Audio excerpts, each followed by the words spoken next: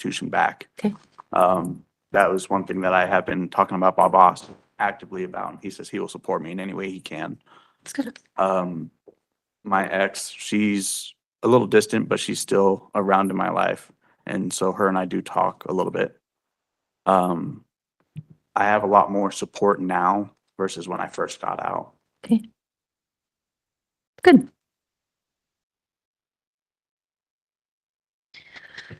All right, sir. Have you completed any programming while incarcerated? I was sent down on IPP to Washington County Jail. I was doing moral recognition therapy, the MRT classes. I got moved up to the prison and they put in my packet that it was no fault of me Right. because of transport needs. I did get to, I believe, step 11 or step 10. I was really close to getting my It's certificate. 12 steps, right? Yes. Okay. I was very close to it. Since I've been back here at the prison, I was over in Current as an ADA helper, helping the geriatric unit out with their medical needs and stuff like that.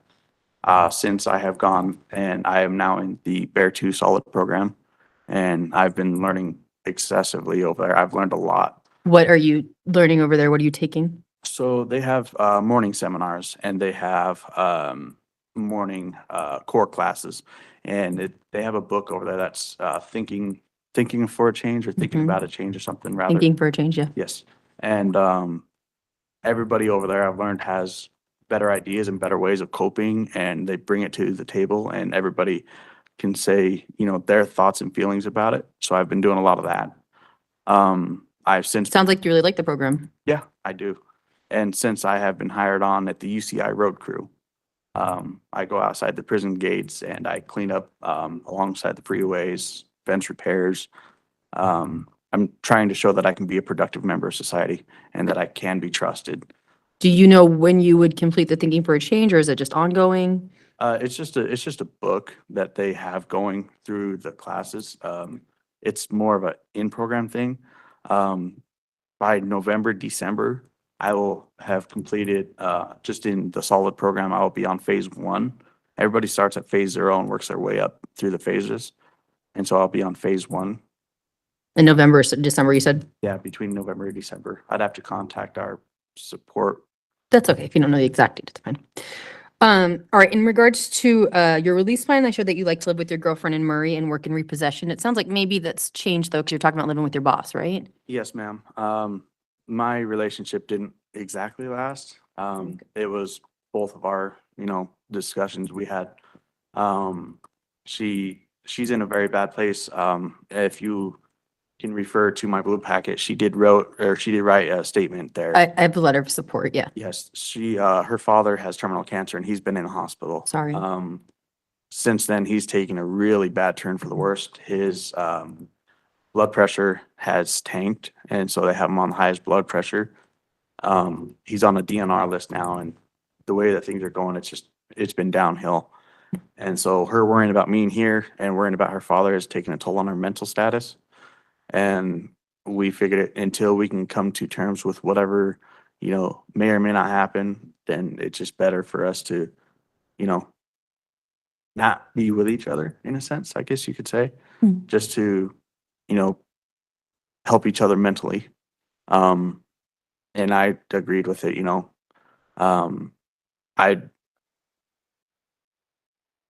It does hurt to see the way that her mentality is going. I lost my father at 14 years old.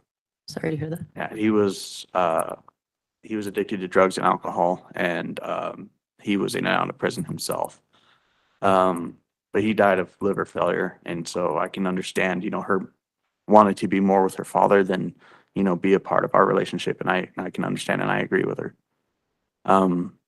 Yes, I won't be living with her. I will be living in Utah County with my boss. Him and his wife have a bigger house up there, and they've offered me one of their spare bedrooms. Good. Like I said, it sounds like you've definitely thought about what you would like moving forward. So Yes, ma'am. I've talked with my boss, and we have come to, you know, a realization, you know, that maybe a relationship and staying away from a lot of people is what I need, and just focusing on my work, finishing off my parole, and finishing off my restitution. And one of the things I've discussed with him is, I was so close to, completing for early termination. I had talked to my PO and he told me if I can complete my BOPP mental health assessment, he would have recommended the board, for early termination review, and that was set for, February 29th, 2024. Unfortunately, I did get these new charges, which he arrested me on November 13th. I support AP&P's decision. I mean, my PO was the best. He understood, he had nothing really bad to say from what I hear. Like I said, when I noted the warrant request, it did have many positive things in there. Obviously, I was concerned about the impaired issue in driving, but it did have many positive things to say. Yes, ma'am. And that's one thing about the driving impaired. I've talked to my boss and we've come to, he prefers the company trucks be in the yard by, 5 or 6 in the morning. But we have talked about, if we have to go long distances for, work, like as of Duchesne, Tooele, Vernal, or Logan or St. George, that if we have to, we can't drive any farther, then we pull over and pay for a hotel room for the night and then continue the next morning.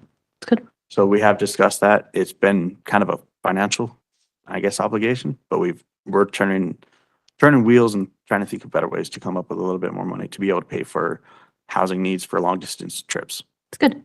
It's good. All right, so those are all of my questions. From here, I'm a hearing officer. I make recommendations. The board ultimately decides. They're made up of 5 members. 3 of them have to come to one decision. That's the decision of the board. You should get that in writing within 2 to 4 weeks. Your family members, your friends, anyone listening to this hearing via video, can go to bop.utah.gov. As soon as we have the decision, we post it on our website. Just so you know, it's not immediate, still takes some time, but it'll be faster on the website than the mail. So someone can look that decision up for you while you're waiting for your written decision. I know your guideline, sir, is 14 months or January 13th, 2025. Easiest way to think of that is a suggestion. It's based on a number of factors, obviously one of them being your offense, but the board can go below it, above it, same date they decide. And the expiration of your sentence, meaning the longest time the board could have jurisdiction over you, assuming no other offenses, is May 3rd, 2036. Do you have any closing comments or questions for myself or for the board? Yes, ma'am. I accept, that I made a lapse in judgment, and I really am sorry for, the hurt that I may have caused anybody out there. I do plan to pay off the restitution and be a better productive member of society. I also plan to terminate from parole successfully, as well as seeking mental health over at the Dave's Behavioral Health and talking with a therapist at least once a week. I do have my job still currently with my boss when I get out. I still have stable living. My grandmother's health has been one of the biggest worries for me since I've been in here. It's hurt me. I know that I've hurt other people, and that is one of my biggest regrets of this new charge. My grandmother's health has gone really bad since I've been in here. She's been hospitalized. She's been on steady 24-hour oxygen. We just found out that she has been diagnosed with cirrhosis of the liver. And today is, like I said, her 83rd birthday. And so with me being the closest living relative, I would like the chance to show that I can be a productive member of society. Not for my sake, but for everybody else's, including my grandmother's as well. And to show that I can and will, do better from whatever outcome might come my way. I know that there's roadblocks and challenges that are going to come at me, and I'm willing to fight those and push forward. I'm not going to make any more lapse in judgment of errors. I do plan to learn as much as I can from my boss. So if and when or whatever may come of parting ways, I do have thoughts of maybe opening up my own company, but it's just not something that I would think about, right? Within 10 years, it may be 20 years from now, but it's still something that I would like to do. All right, sir. Well, I appreciate all of your comments today. I've made notes of all of them. We'll go ahead and conclude. Thank you.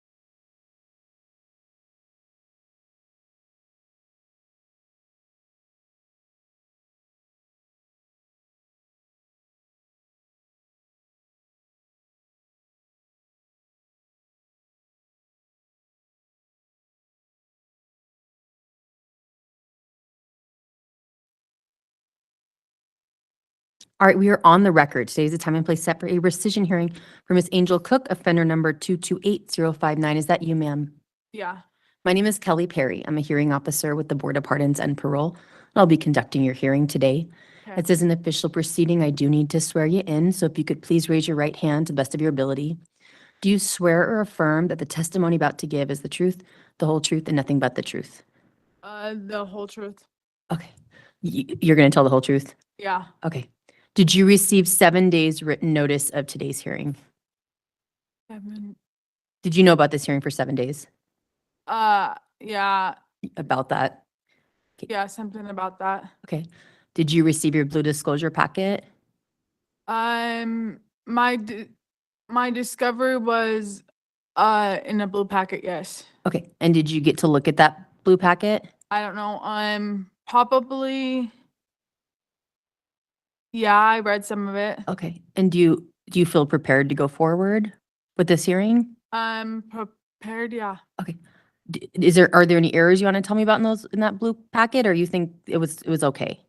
No, there was no errors. That was contingent on the packet. Okay.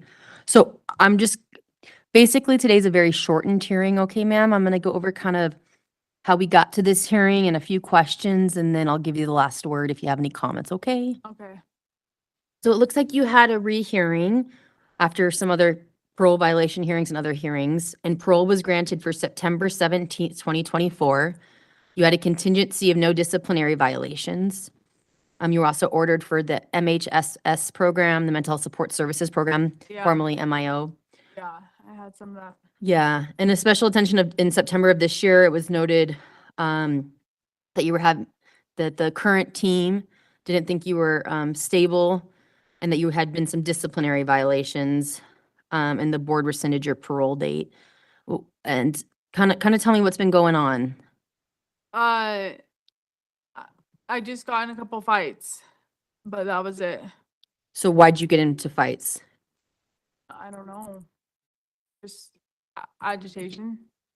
Okay, and is it one particular person? Is it multiple people? It is, no, it was multiple people. Okay. Was it a physical fight? Was it a verbal argument? It was a verbal argument. And ma'am, I'm just making notes of everything you're saying, okay? I don't want you to think I'm not listening, okay? Okay, so, do you know if any criminal charges are gonna be a result of that? No, there was no criminal charges pressed. Okay. Are you currently on any mental health medication, ma'am? Mental health medication, yeah, I am. What are you taking, ma'am? I take, I'm not even sure the names of them. to It's be okay, honest. if you don't remember, and I just appreciate you just, talking about some of this stuff. I'm sure it's I- difficult. Yeah, I was just gonna tell you, I just don't remember the names of them. I was on Abilify for a while, And no longer, and no longer on Abilify. okay. Was that because they took you off or you didn't want to be on it? I didn't want to be, on,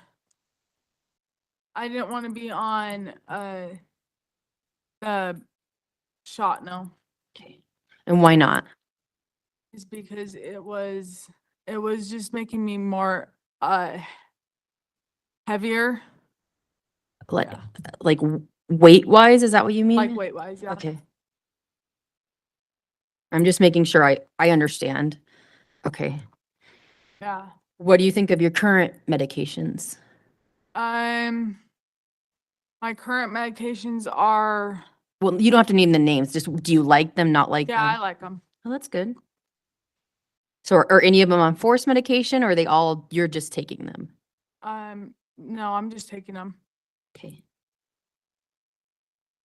How's your mental health doing? It works pretty well. Okay. Do you think there's any change recently? No change, just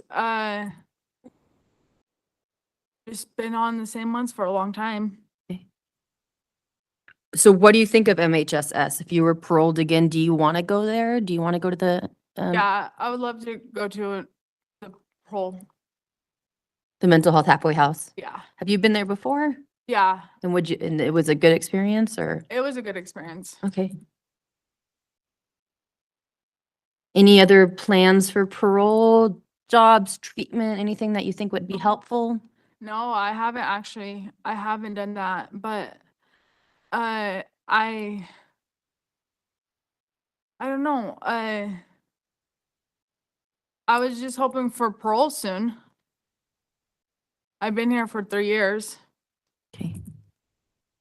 Yeah. Are, do you have any physical health issues or are you on any disability, when you're paroled? No, I'm not on disability. Okay.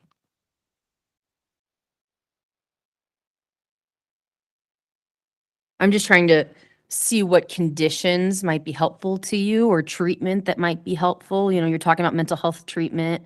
I was just wondering if maybe, That one would be good. mental health treatment Yeah. or, some kind of vocational rehabilitation, some kind of work, if that would help you or like The voc rehab. Have you voc heard? rehab helps you get a job. Yeah. Is that something you'd like? Yeah, I would like to. Okay. Okay, ma'am. So your most recent offenses for which have been adjudicated, I show are from July for refuse arrest and for fighting. Is that the one you were talking about earlier? That one was. Okay. And the one, do you still, the individuals that you said you were having issues with, do you still see them? No, I don't see I don't see uh the charges anymore, but But I mean, like, do you have issues with the people that you were having issues with? Have the issues continued? no. Okay. Nope. And thank you for your insight. Yeah. Um, No, it's okay. I haven't gotten any fights for at least 2 months That's good. because I've been on TRO. Okay. Yeah. Do you know how long you'll be on TRO? I think about 20 more days because they said it would be 2 weeks. And then you go to general population or Yeah. current? Are you in? And then I'll be in current still. Okay. All right, ma'am, those are all of my questions from here. I'm a hearing officer. I make recommendations. The board ultimately decides. They're made up of 5 members. 3 of them have to come to one decision. That's the decision of the board. You should get that in writing within 2 to 4 weeks. Your family members, your friends, anyone can look up that decision on our website, bop.utah.gov, and tell you what that decision is. It's not immediate, still takes some time, but someone can look that up while you're waiting for your written decision. Okay, ma'am?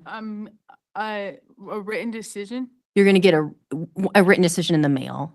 Okay. Yeah.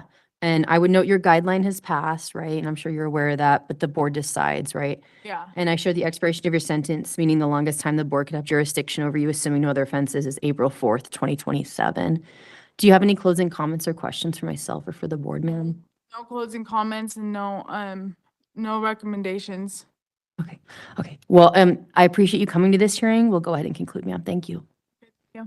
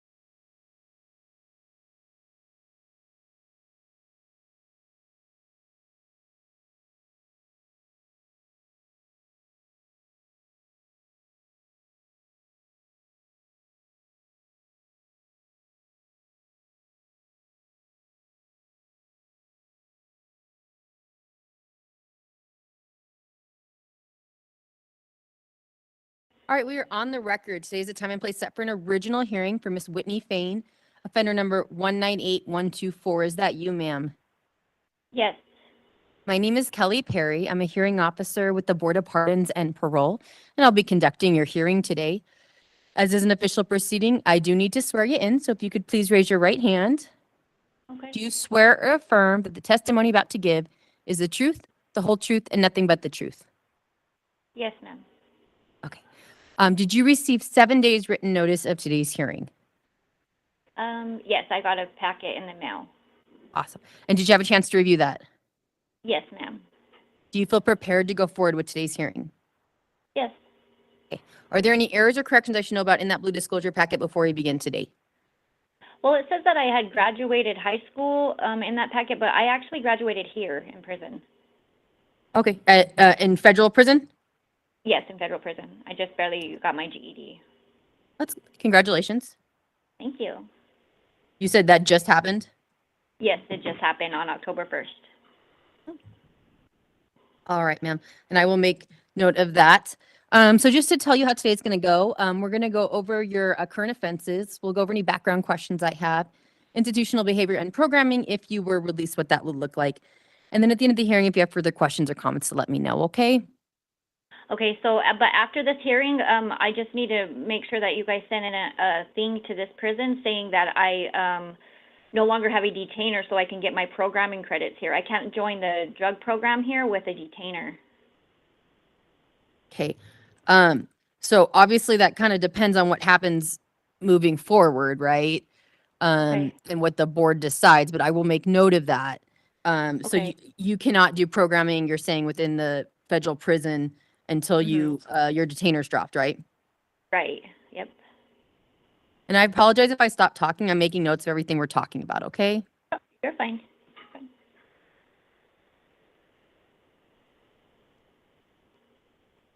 All right, ma'am. So first offense I show is 2219-01245. I show there was a long-term investigation into controlled substance distribution in Weber County on March 30th, 2022. Strike Force and Ogden Metro Gang Task Force detective arranged through Miss FAIN to purchase a large quantity of meth, from Tim. Prior to the arranged purchase, detectives followed Tim and Miss FAIN to a local store. They purchased rock salt and plastic baggies.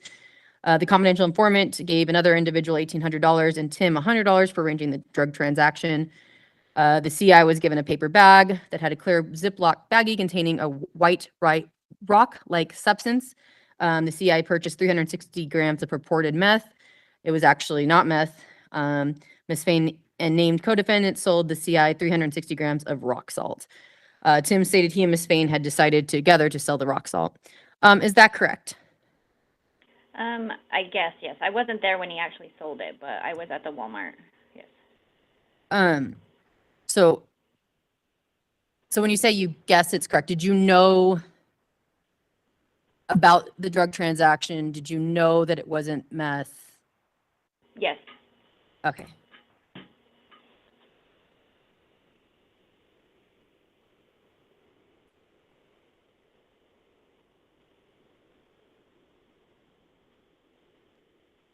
All right, ma'am. Next case, 2019-01656.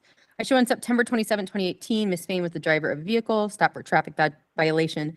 The officer recognized the passengers as having gang ties and being on probation. They were shoving something in the back passenger seat. A search of the vehicle located a firearm where they were shoving the item.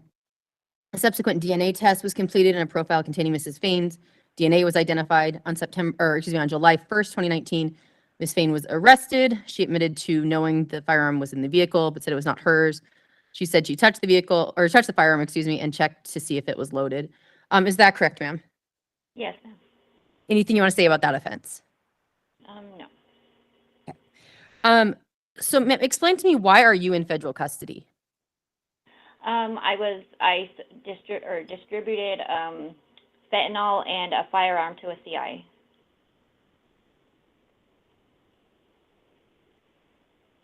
So the CI with Tim is the same CI on my federal case.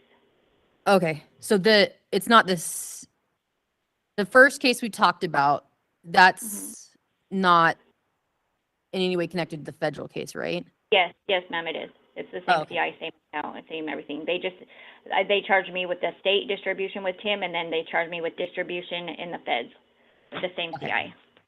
Gotcha. So it sounds like substances have been, an issue in some of your offenses. Is that right? Yes, I had a drug problem. Okay. Can you tell me about what was your drug of choice? Meth. Okay. How long have you been using, ma'am? Probably since I was 20 and off and on, and then for the last 10 years heavily. Well, not now that I've been incarcerated, but 10 years prior to my incarceration. So what's your current attitude towards meth? I absolutely despise it. I'm never going to be that person that I once was, you know, and it took me all these years of struggling with it and a little, you know, minor jail time here and there, never been sentenced to prison, never had to do much of a stretch other than like 8 months was the most I've ever done in the county jail. And then getting sentenced to 7 years, or 6 years, sorry about that, 6 years in a federal prison has completely changed my outlook on everything, you know. I'm no longer want to be that person. I finally grasped that, and drugs are no longer a part of my life anymore. And I'm never going to be that way, you know, and I've made a lot of bad choices over that. So one of the questions I was going to ask, and I appreciate you already addressing it, was how long your federal sentence is. You said it's 6 years, Yes, I got 72 months. 72 months left. No, I got 72 months Oh. total, and I have 4 years probation after, or parole after here. So my release date is May 15th of 27. Can you say that one more time? May 15th of 2027. So I'm assuming, and you also talked about this before, but you haven't been in any programming, so I'm assuming you haven't done RDAP, right? No, I can't do that with a detainer. Okay. But If- once I get my detainer, I'm going to do that. I'm going to try to do that. But because of my, I won't get the year credit in the federal credits because I have the firearm charge. So, but I can do the program for myself. You know, that's fine.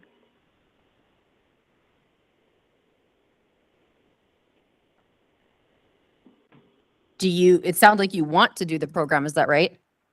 Yes, I want to do all the drug programs, like any one that I can do, you know, to change myself, to better myself. Good. So, you're talking about a lot of change, right? It's not, you mentioned 10 years of heavy use, obviously selling of fentanyl and other things. So why do you think things have changed?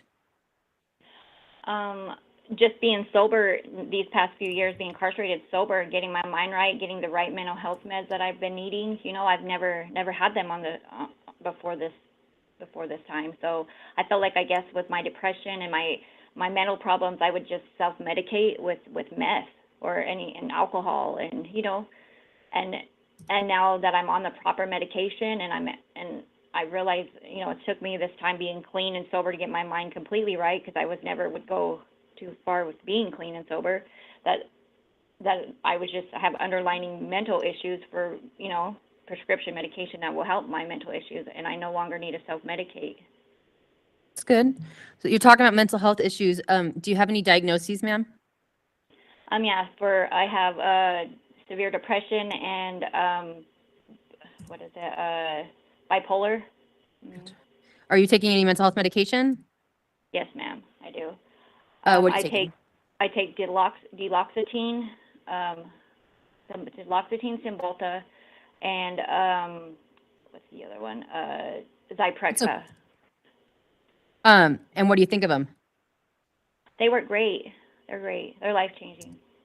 Oh, that's good, ma'am. I'm glad to hear that. It sounds like you mentioned a couple different changes, right? Being sober for a significant amount of time, and also it sounds like getting mental health assistance and medication. So that I'm glad to hear that those seem positive. Yes, very. Do you have any disciplinary violations while in federal custody? No, ma'am, not even one. Very good.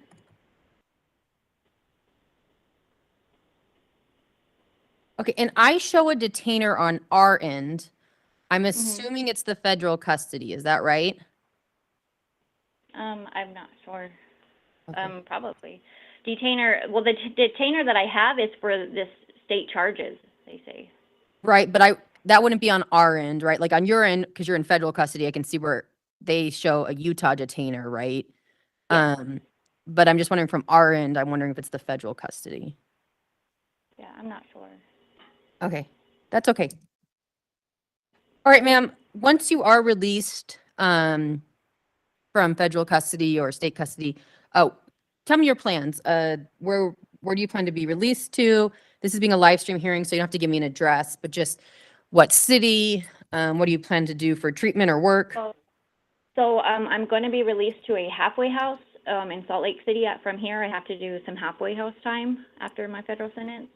And so I plan to, to stay in that halfway house, save up some money, and, get a job. I'm eventually going to go back to school now. Now that I do have my GED, I want to go back to school, and I want to study some kind of a business management. Do you plan on owning your own business? Yes, yes.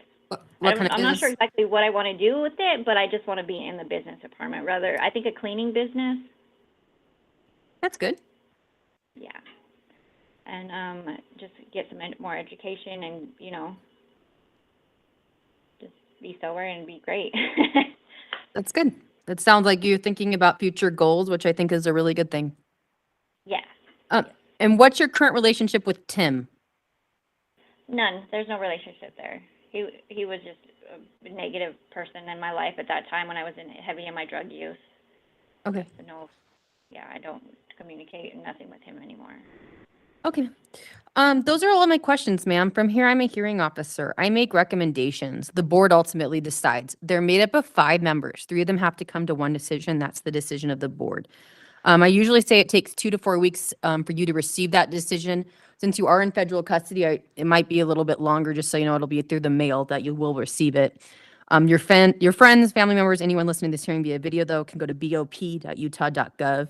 As soon as we have the decision, we post it on the website. It's not immediate, but someone can look that decision up for you, so you can know that before you get the written one. I note your guideline, ma'am, is 17 months or October 14th, 2023. Obviously, ma'am, that's passed. And the board ultimately decides. And so they can go below that date, they can go above that date, they can do the same date. And the expiration of your sentence, meaning the longest time the board could have jurisdiction over you, assuming no other offenses, is May 21st, 2027. Do you have any closing comments or questions for myself or for the board, ma'am? So do I have to go if I have till 2027? That means that they could request me to go to the state prison. Is that correct or no? So, so that's the longest we have jurisdiction over you. I'm not saying, the board decides, right? They can decide if they're going to do it like a termination of sentence, or if they're going to do, meaning an earlier time, where you would no longer be under our jurisdiction, or they could parole you. Obviously you're in federal custody, so that just means that you would be staying there. You said that your last date, or your date for release from federal custody is May 15th, 2027, right? Yes.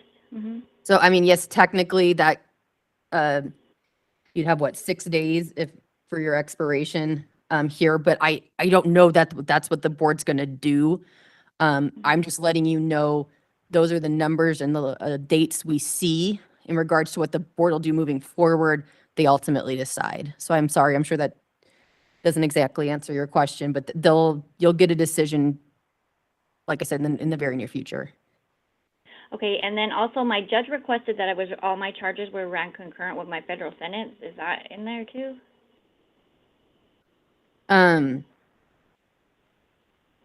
So, I guess, maybe I'm not understanding your question. So you're wondering if these state charges are the same as running concurrently as your federal charges? They're running concurrent with my federal sentence, yes. Like how the judge recommended that I ran my state charges, ran concurrent with my federal sentencing. So like I wouldn't have to go to state prison or do state time. Does that make sense? Yeah, like I said, technically the only time I could see right now is 6 days where you would, if you did till your May 15, 2027. Mm-hmm. I show 6 days technically where we would have an expiration of sentence, but I don't know if the board will order all of that all that time, right? They could do something like a termination where you're given an earlier, what's the word I'm looking for? Earlier time to where you don't have to we no longer have jurisdiction over you. Okay. So, And that and I'll generally make note, I mean, I think the board's gonna note, you know, I'm making notes of everything you're talking about in regards to your federal time, in regards to you not being able to do programming or treatment unless we release that detainer. So I'm making notes of all of that. I just don't want to guarantee you something because obviously at the end of the day, the board decides, okay? Okay. Does that help you a little bit understand? Yeah, I understand. Any other questions or comments? No, ma'am. Okay, well, I appreciate you attending this hearing. I've made notes of everything we've talked about today. We'll go ahead and conclude. Thank you so much. All right, thank you.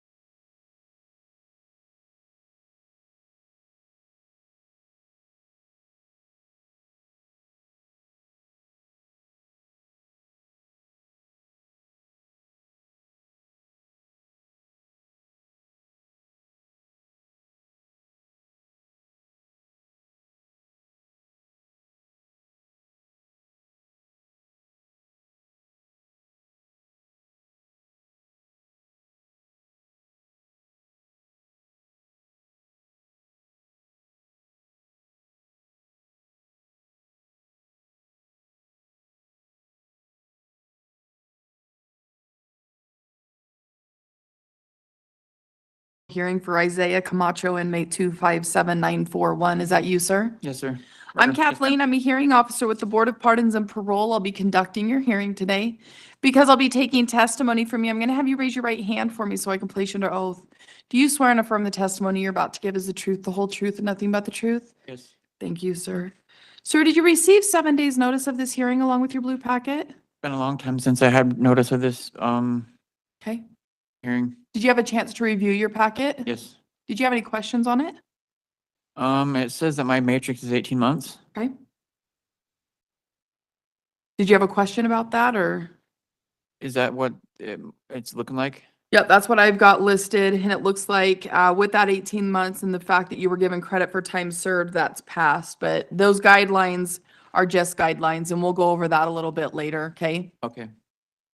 So it looks like prior to this original hearing, this was continued based off of, or not continued, but set out for a little bit later, based off the fact that you had some other pending charges in case 241900449 that they were waiting to be resolved before having this original hearing. And since that time, it looks like those were decided on and you were given credit for time served and that case was closed, right? Does that think sound so. right? I think so, yeah. Okay. So what I plan on doing is going over your current committing offense that you're here for now, and then we'll kind of see what you've been up to since you've been here, okay, and how things have been going. All right. So in case 221903012, you were convicted of a second-degree felony aggravated assault.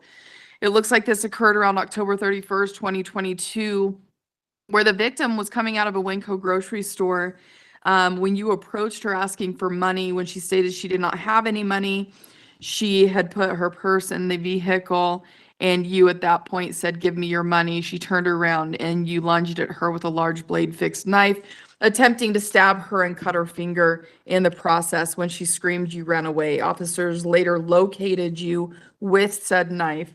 Is that accurate, sir? I'd say that it's not accurate that I lunged at her. I stood there with my knife. I was feet away from her, so there's no chance of me actually cutting her. I don't know how that happened. But other than that, that sounds correct. Okay.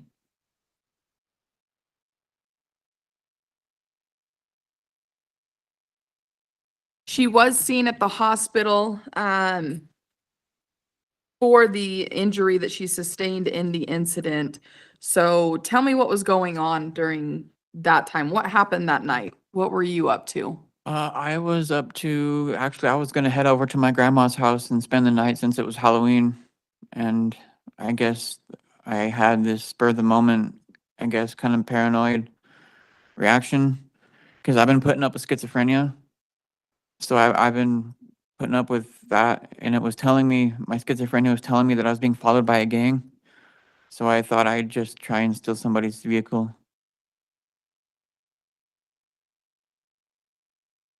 Yeah, because I was going to ask about that too, because in your PSI, you had stated to the officers that you had fear that a gang was going to jump you in some way. And then in your board packet, you stated you had no affiliations with gangs. Yeah. So you're saying that the schizophrenia was causing you to become paranoid that there was this gang following you. Yes. Okay.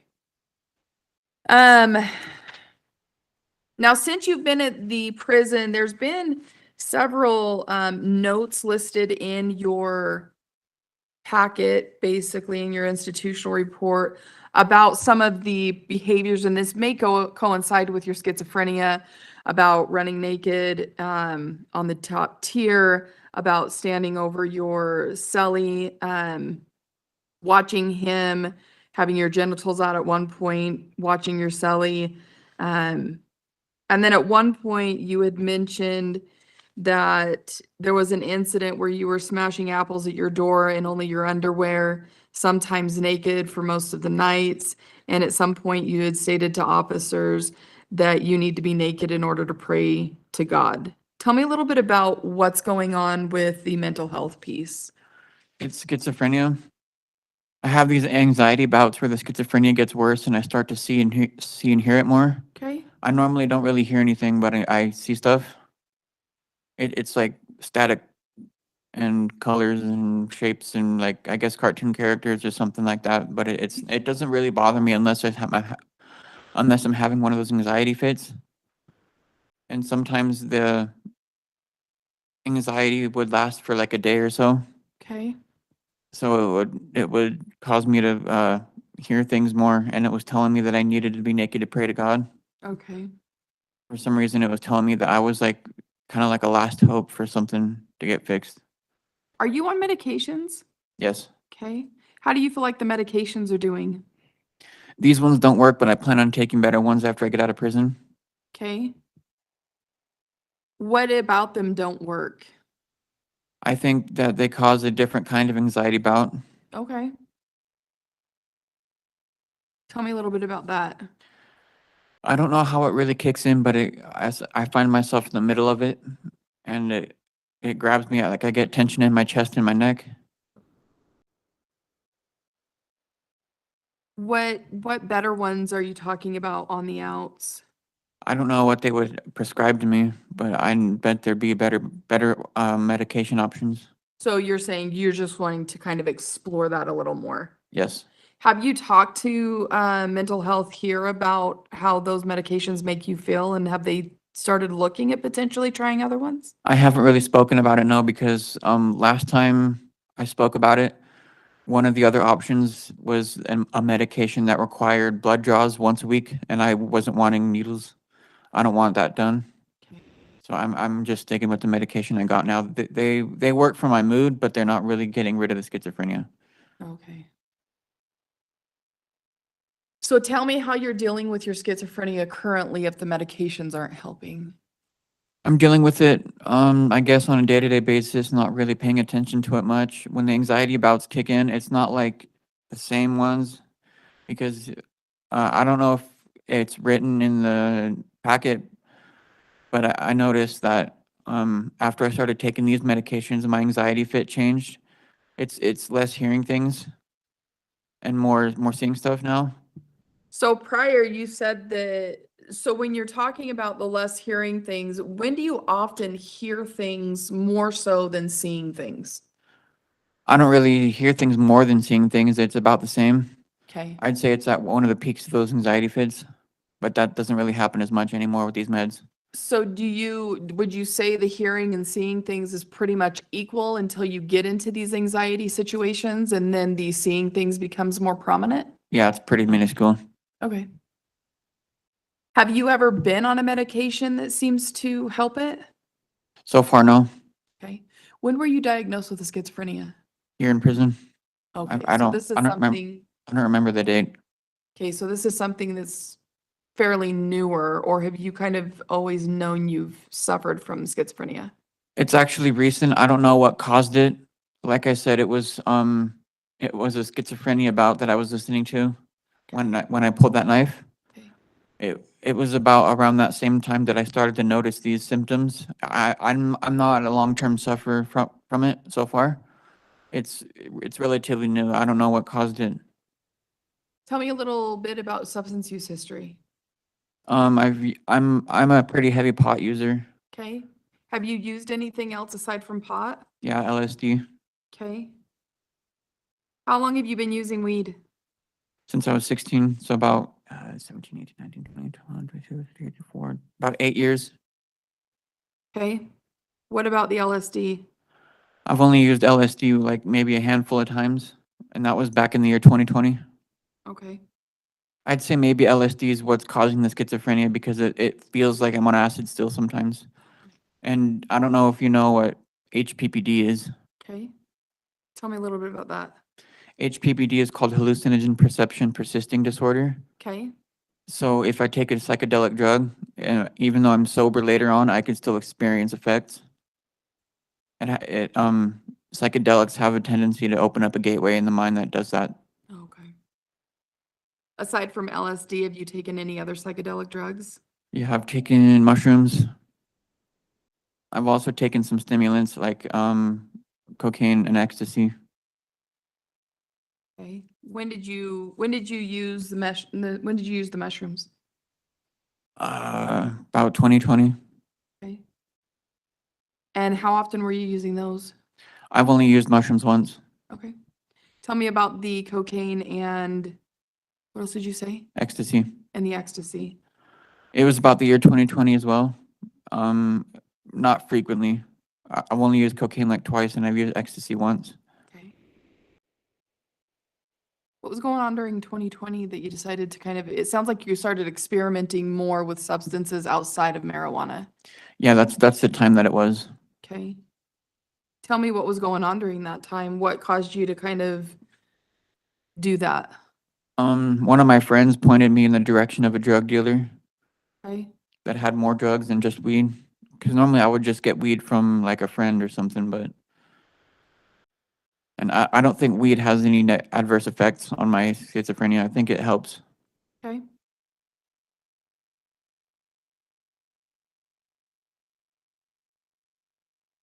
Tell me about your physical health. How do you feel like you're doing physically?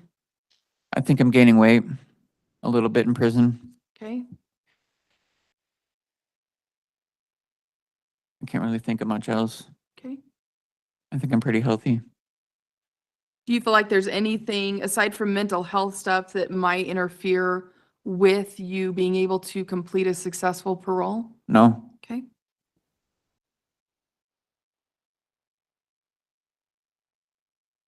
I don't show that you've done really any programming since you've been here. It sounds like a lot of that is due to the mental health status and some of the stuff that you've been trying to deal with and figure out in regard to your schizophrenia and your anxiety and stuff. So tell me, what you've been up to in the last, let's say, 4 or 5 months. I recently got a job doing laundry. Okay? And for the last 4 or 5 months, I really just been spending my time walking around the cell section, trying to get into a book. Trying to get into what? A book. Okay. Does reading ever help you then? I love reading, yes. Okay, good.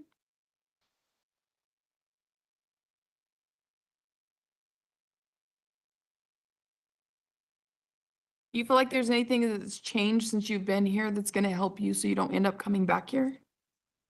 The way I look at things, at first, like when I told you I pulled the knife, it was relatively new, and it was a very unfamiliar sensation to be experiencing schizophrenia symptoms. Now that I'm aware of what it is, I feel a lot more comfortable dealing with the symptoms. Feel like you're in more control now that you know what's going on? Yeah, I definitely see it differently. It's not so much like I'm hearing voices that I want to listen to. It's just voices that I get to ignore now. Okay. Do you feel, like anything aside from the anxiety kind of exacerbates that whole thing? No.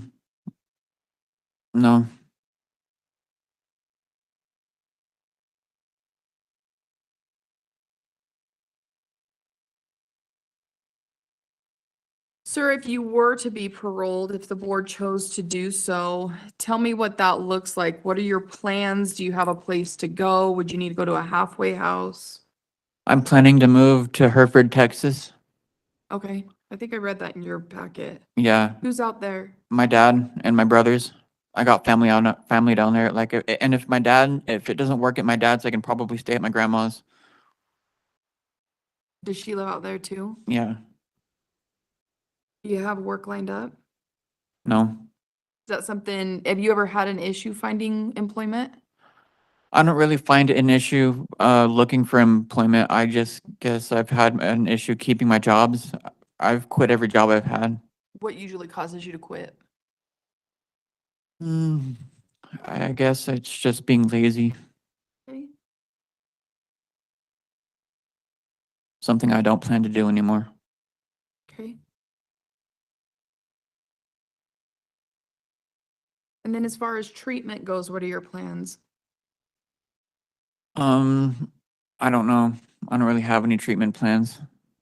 The board more than likely will have you do substance abuse, mental health conditions, which means getting evaluations, following through with whatever those evaluations come out as when it comes to substances. And then the mental health piece will be potentially medication management, I'm guessing, some form of that, which it sounds like you're wanting to kind of explore more. Is that accurate? Yeah. Yeah, because I don't really like, or I obviously don't like putting up with voices and seeing things. I'm wanting it to go away, Okay. get better.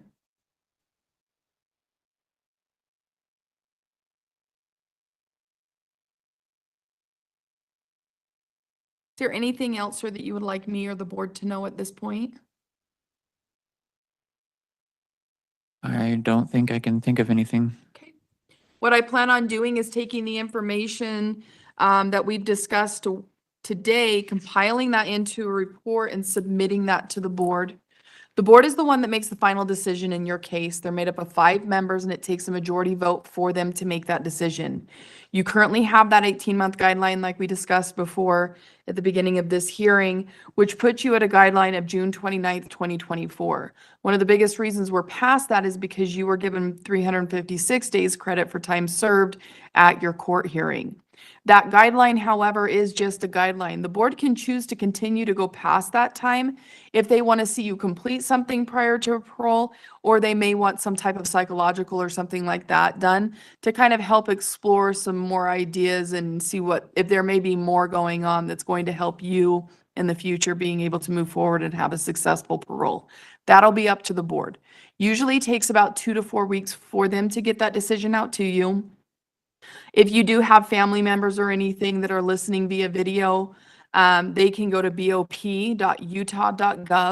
where they can actually look up a decision and see that decision that's been made prior to you seeing it, because you'll get a physical copy and the electronic copy gets uploaded more quickly. Do you have any questions for me, sir?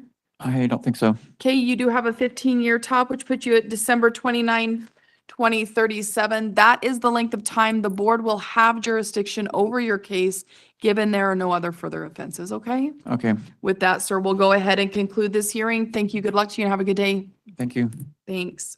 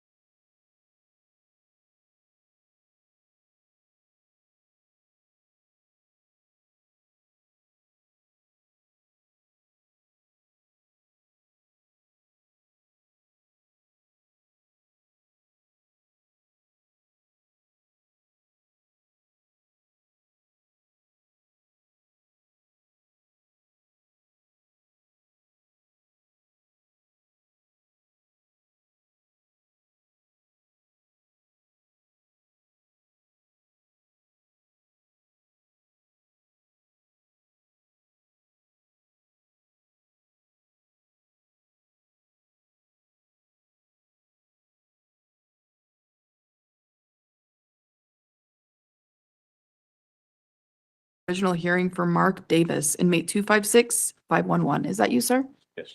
I'm Kathleen. I'm a hearing officer with the Board of Pardons and Parole. I'll be conducting your hearing today.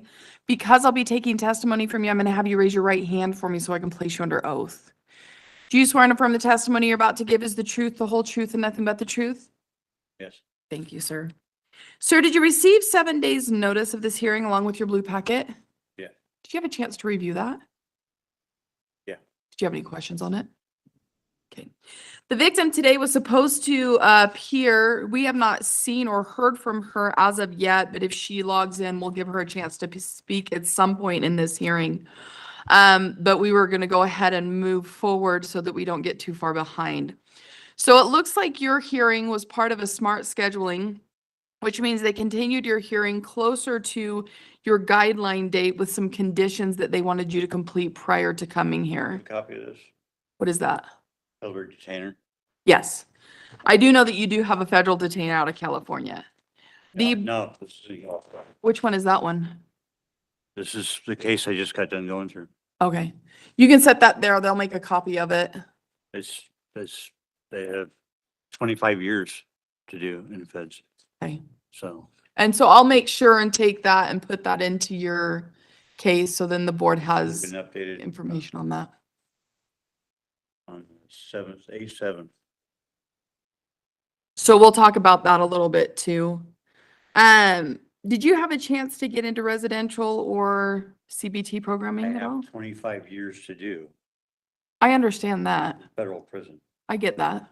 So no, I'm not, there's nothing. That's fine. We still have to go through this process because we have to deal with these state charges as well. I mean, the board may, Saying your state charges are irrelevant to me. It's just. okay. So let's go over your current committing offense then.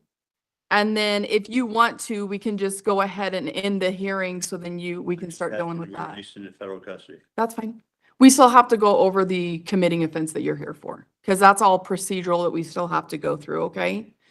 So in case 211-701-829, you were convicted of a second-degree felony aggravated assault, as well as a second-degree felony possession with intent to distribute a controlled substance. Can you tell me what happened the day of September 27th, 2021? No comment. Okay, so what I have here is that officers responded to the report of a male chasing a female with a road flare, attempting to burn her. She had been outside speaking with her friend when you approached or ran up behind her and used a plastic Coke bottle to douse her with a liquid she initially believed was soda. She turned and heard him say, "Come here, beautiful trouble." You squirted the bottle and substance at her once more. She, smelling the substance, realized it was gasoline, at which time you lit a road flare and chased her around a nearby van and into the street, jabbing her with the flare. Mr. Davis got close enough to burn her abdomen with a road flare, causing her pain and the fear that she might die. You ran away saying, "Burn, bitch, die, you're on fire." She was able to pat the flames out and that had been ignited and burned a hole through her shirt. Officers eventually located you hiding in a hole dug into the backyard covered with a blanket. They found on you at that time, a cooler was found to contain methamphetamine, 95.8 grams, cocaine, 0.8 grams, marijuana, 15.2 grams, paraphernalia, including pipes, residue, spoon, bong, needles, a scale, several small and medium-sized Ziploc bags, and a knife, cell phone, and a broken plastic eye and a small plastic skull. Is there anything you wanted to add to that? Comment. Okay. So in that case, sir, are you wanting to just go ahead and end the hearing with the request that you are turned over to federal so you can start your time there? Yes. Okay. With that, sir, what I plan on doing is taking this information, compiling this into a report, submitting that to the board. The board is made up of 5 members. It takes a majority vote for them to make a decision in your case. Usually takes about 2 to 4 weeks for them to get that decision to you. You do have a 45-month or 44-month guideline, which puts you at May 27th, 2025, which is just a guideline. The board can go below that, on that, or past that, depending on if they want to see you complete something. They will take into consideration, well, you do have a 15-year top with us, which is September 27th, 2036, which is the length of time the board will have jurisdiction over your case, given there are no other further offenses. However, they will take into consideration the information that you have about your detainer doing 25 years. Is your federal time on hold then until this is taken care of? this time, so. Okay. So we'll go ahead and conclude this hearing at this time. Thank you. Good luck to you and have a good day, sir. Do you need a copy of this? Yeah, just go ahead and set it there and he'll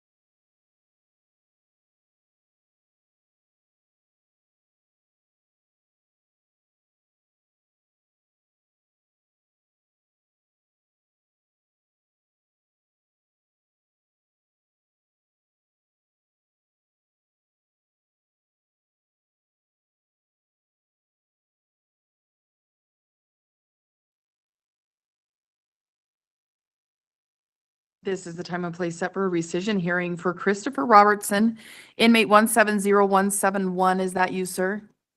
I'm Kathleen. I'm a hearing officer with the Board of Pardons and Parole. I'll be taking testimony from you today. Would you please raise your right hand for me so I can place you under oath? Do you swear and affirm the testimony you're about to give is the truth, the whole truth, and nothing but the truth? Thank you, sir. Sir, did you receive 7 days' notice of this hearing along with your blue packet? Did you have a chance to review that? Did you have any questions on it? Okay. It looks like back in November 2011, you had a rehearing and then had a contingency for a parole date for residential substance abuse treatment. Your date was later rescinded for December 5th, 2023 due to an unmet contingency and a new disciplinary violation, and it was set for a rescission hearing for October 23rd. Your rescission hearing was conducted on November 2023, and a parole was granted for January 7th, 2025, with the contingency of no disciplinaries and to remain case action plan compliant. That was hard. And then either do residential substance abuse programming. Your parole date again was rescinded based on a disciplinary violation, and then it was set for this rehearing. Tell me, does that sound pretty accurate, sir? So since that last hearing, you've had 4 disciplinaries. One was on November 18th, 2023 for violating any contract. Tell me a little bit about that. Looks like it says you were seen covering your bunk.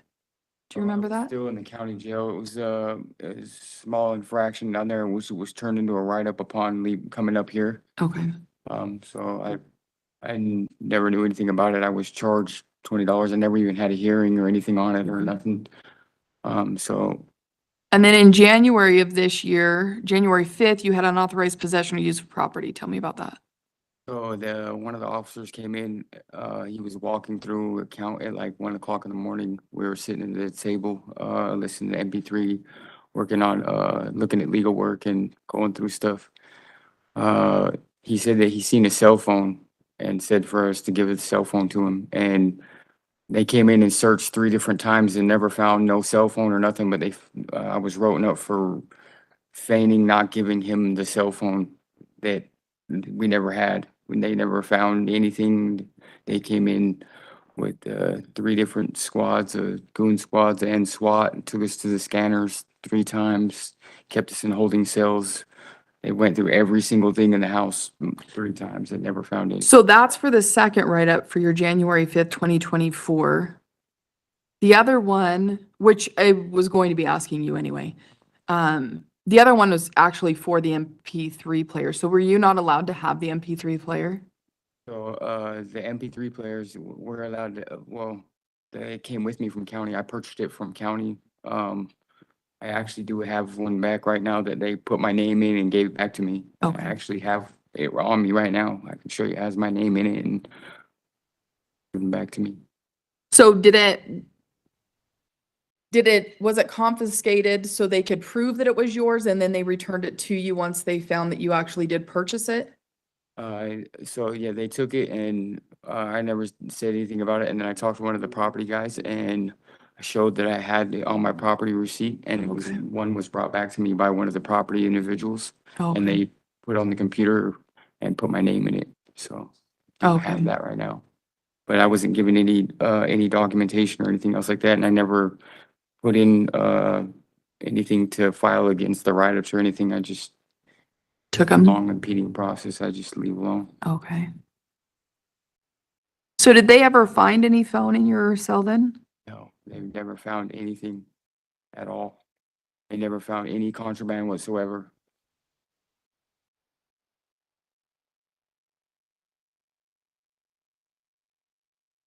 And then on August 6th, 2024, you had forgery, fraud, theft, insufficient funds. Tell me about that one.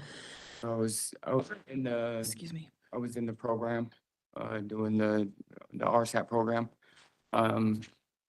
I owe money, so I had to put money on another individual's books to be able to get commissary. He brought me the commissary. They ended up calling his name again, because Forrest and Foster is close. So the officer ended up calling him on Foster's commissary. They came in and he came and went and got it, thinking that he had another bag or whatever. But upon seeing that, he still ended up keeping that commissary.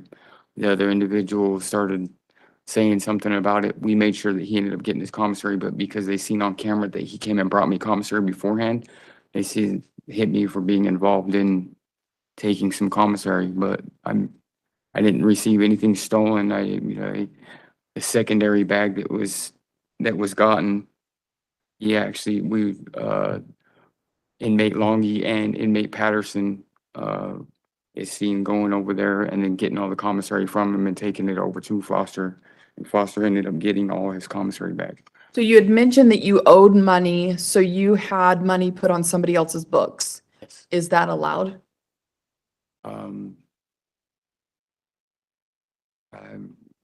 It's something that we always, I've always done, you know, I mean. But is it against prison rules to do that? Regardless if you've always done it, I mean, people do drugs, right? It's still illegal and not, so is it against prison rules to do that? It's circumventing, yes. In a way, it would be circumventing, you know what I mean? I don't know exactly if the prison rules on putting money on somebody else's books and then receiving commissary. I don't know if that's an exact rule or not, but So in a when way, you, in a way, it's still circumventing, and yes, I was doing that. so when you owe money, then are you not allowed to go to commissary? No, so I'm just only allowed to order so much Okay. because they take a big chunk of the money out. So like I To said, I pay need for extra, your own. you know, what I mean, I need to be able to get everything that I need. So that's why you I were think putting I money have on somebody money at else's the book? time. I put it on somebody else's Okay. book, so that way I'm able to get everything that I need. Tell me a little bit about programming. Where are you at in regard to, I see that you're currently in MRT. I'm in MRT, I'm in Five Ventures, which is an entrepreneurial program that they just started offering. They've been in Pelican Bay and a few other places. What's it in called? Captain Your Story. What was the entrepreneur one called? It's called the Five Ventures. The Five And Ventures, okay. they offer full support on starting a business. They give you upon completing everything when you're released, you get like a sponsor, somebody that's, and a lot of these people that are coming to work here are like some of the major land developers here in Utah. They're just, a lot of them are millionaires that are out here that are actually trying to do something to help change some of the individuals' lives. Is this a specific program or is that the program, the Five Ventures? Yeah, that's the program itself. It's called the Five Ventures. Tell me about the substance abuse status. I know it looks like you were removed from it. Yeah, I was removed from the program for, they said it was disrespecting staff because I was talking to an individual, I was talking to an officer. I never had any problems with that. No actual substance abuse. I don't, that's why I was wondering about how the board ended up, I was put in for substance abuse. I don't have any substance abuse charges, nothing like that. I'm not a substance abuse user, so. Well, on here, it looks like you've been assessed to Yeah. do residential substance abuse treatment. Yeah, anything that you talk about, you bring up anything where you've used anything at a younger age or anything else like that, it's, you're back for substance abuse when, Tell me a little bit about your substance use history. I've used a few substances when I was younger. I'm not an avid user.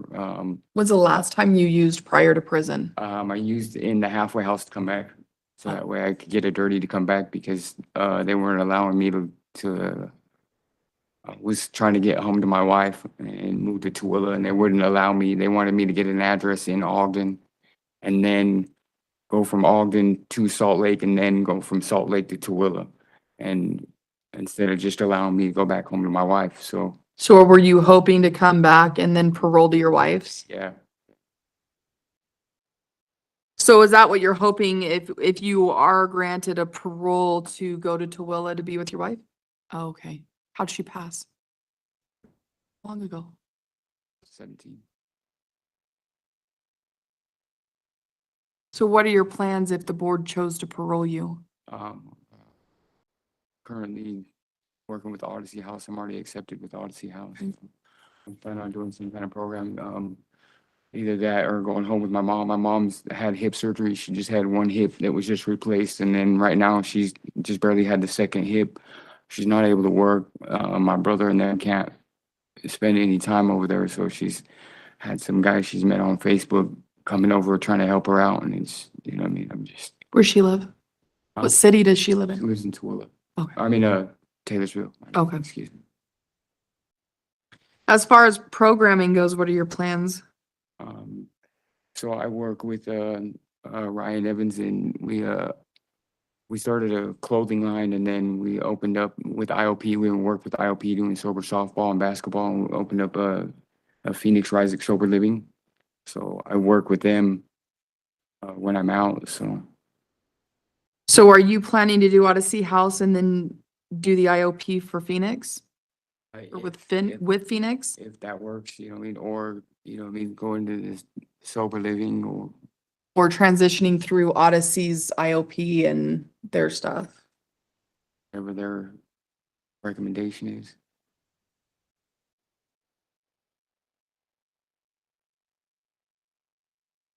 What's the longest you've been sober, sir? Been sober this whole time. I've been bed down since the last time that I had to come back. Okay. Been years. Sir, is there anything else you would like the board to know at this point or feel like the board needs to know? Been down 20 years, done with this.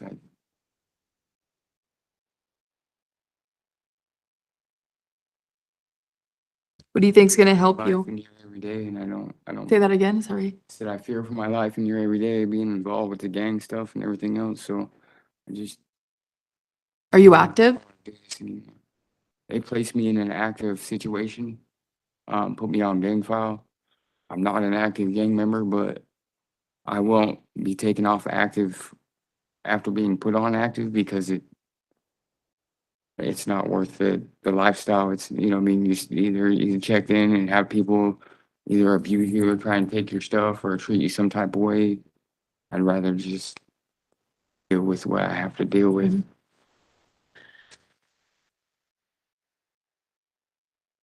How long have you been non-active in your own sense?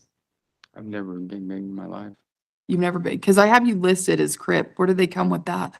They barely put me on file when I was here last time, right before I got out. They said they heard Crip for Life or something on my phone with somebody talking on my phone, some introduction with somebody or something, and Rich put me on as a Crip, and I even had all the Crips come out to the floor and tell them that I'm not involved in any of that, but Okay. I mean, so now that I am, that they put you as that, now they house you with gang members, you're stuck with gang members no matter what. So, and if you leave that lifestyle and you check in or you're now whatever they see you as because you're not that, then you ain't gonna have nothing. You have a TV, they're gonna come in there and take it. You know what I mean? Okay. You have any type of commissary, they're gonna come take it. You're gonna pay rent to live anywhere you're staying at. You know what I mean? Either that or you're gonna live in max and not able to do anything. So it's either sit with them and do their little workouts and do whatever you gotta do. You know what I mean? If there's a fight, you back up the individuals that are there, you know what I mean, that you live with. You know what I mean? And hopefully you don't die. Okay. Is there anything else, sir, you'd like the board to know at this point? I wanna go home. I wanna be done with this.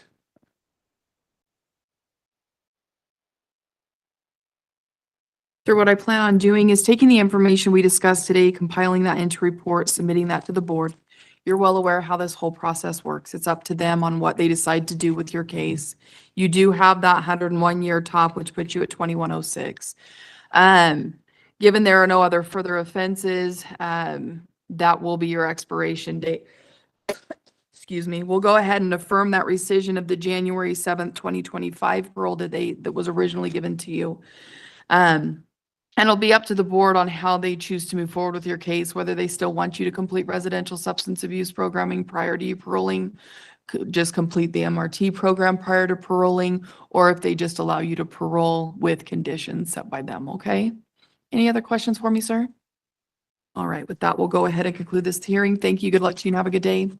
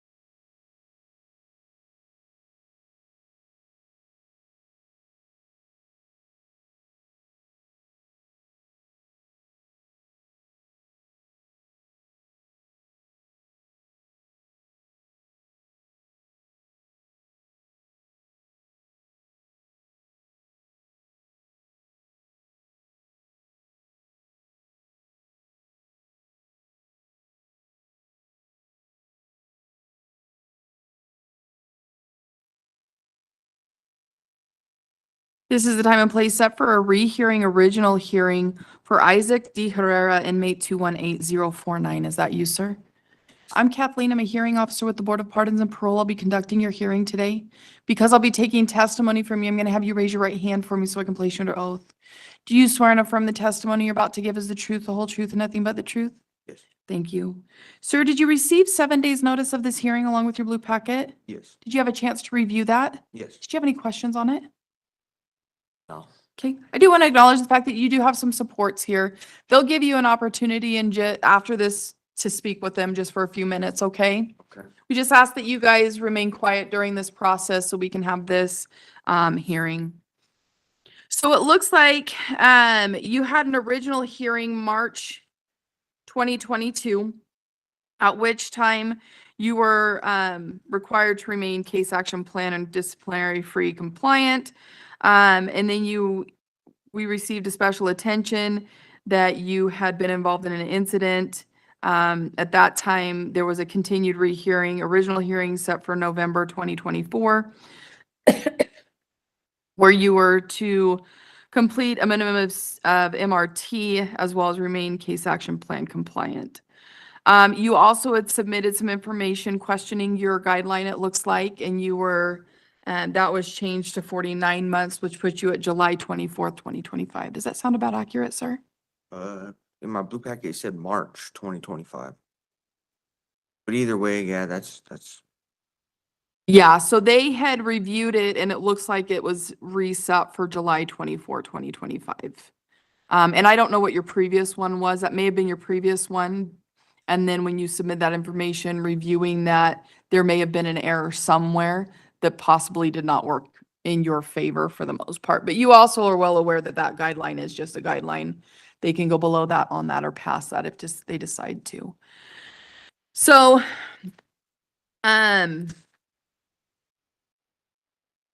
let's go over your current committing offense in case 221904778, where you were convicted of a third-degree felony assault by prisoner. This one occurred around March 29th, 2022, where it looks like you and another individual, after somebody had come back from an incident, came from underneath the stairs and started assaulting this individual who'd just come back to the unit. Officers state that you guys had refused revocable commands to stop fighting, and officers fired VKSs, a supersonic beanbag round through the port. You walked away toward the showers while the other two continued to fight. And it looks like that was the extent of your involvement, and everybody was treated for minor cuts and abrasions. Does that seem accurate, sir? yes. Can you tell me what was going on? What the fight was for? Well, it was, the guy that we assaulted, he was starving us. I had knew him from a previous prison Okay. stay, and I came back this time, and I was just fresh out of RNO, and my mentality, I didn't know if I knew how to handle it, and that was the only way at that time that I knew how to handle it. I was being starved. He wasn't feeding me my trays, and it had been a while. Was he in charge of Yes, food distribution then, basically? yes. Was it in any way gang related? No, I have not been active since 2017. Okay.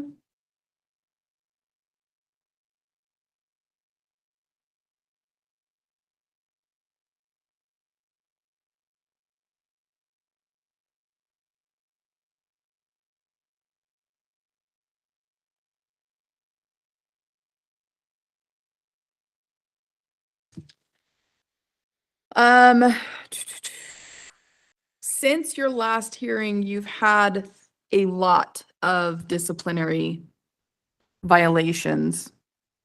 So I'm gonna go over those really quick because the board is gonna want to know about those disciplinaries and kind of what's going on, okay?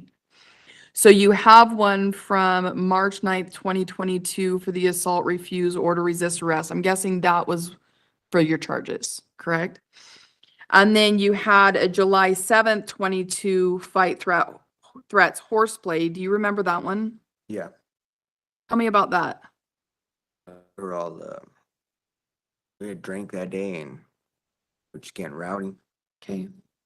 Was it fighting or horseplaying? horseplay.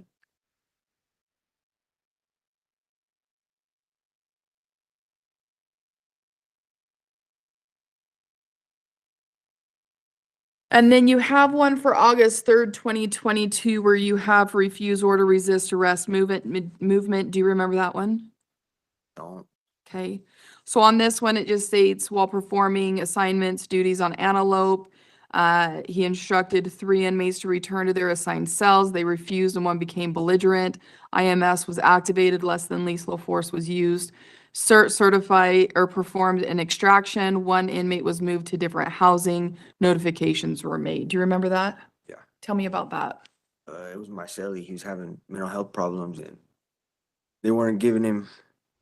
They took him off his meds, and he just went crazy. And that was my cellie. Me and my neighbor ended up racking in, Okay. and CERT did whatever they did with him, and I still got the write-up. And I don't see, like, it just says somebody was extracted. It doesn't tell me who.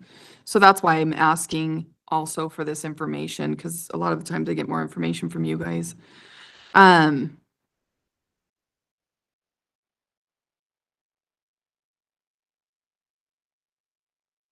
then in October 2022, you had a substance abuse. Do you remember this one? Ouch. This one was a search of a cell, brew was found, the brew was taken and disposed of properly. Do you remember that? Yeah. Tell me about that. It's if it's in a common area, then they charge us both. I don't remember specifically, but I remember my old cellie I got close with him, and he's been in trouble a lot. And the way I am is I had his back through everything, and I had a lot of write-ups. And if you look at the time since he's been in the hole, I haven't had no write-ups. I don't think, maybe one or two. How long has he been in the hole? Since March, I think. Okay, because I don't have information on who your cellies are either. Yeah, it's been since March, I think. Okay.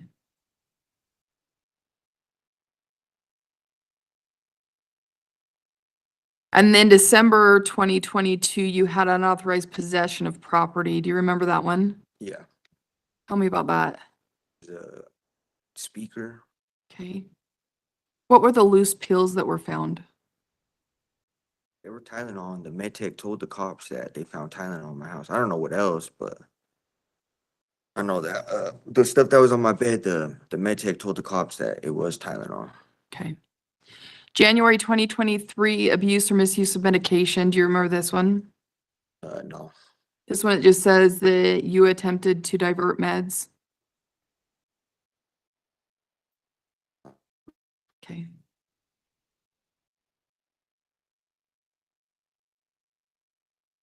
And then May of 2023, you had substance abuse, unauthorized possession, use of property, refuse, resist, arrest, movement, do, or command. Do you remember this one? No. While conducting a cell search, homemade alcohol was found, contraband was confiscated, documented properly disposed of, inmates will be charged. Proper notifications were made. Do you remember that at all?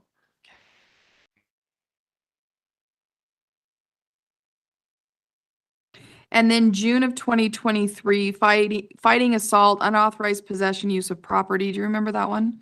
Yeah, Tell me about that. that's when I had somebody else's TV. Okay. I don't think I was fighting. I think it might have been my cellie. And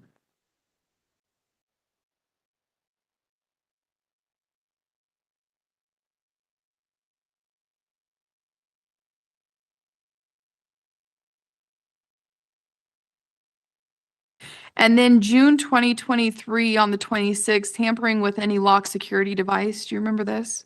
yeah, Tell me about that. they came and raided me for some reason, and they found a speaker, and it was like somebody had used it for cutting something in the past, and I had got it, and they had seen that, and they had charged me for the write-ups.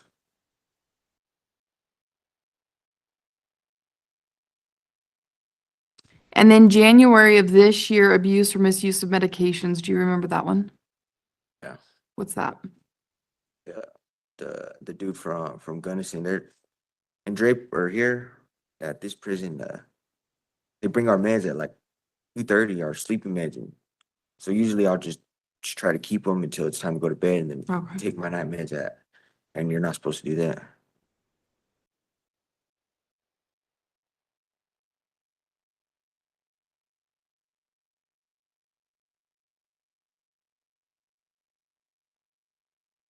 And then February of this year, substance abuse. Do you remember this one?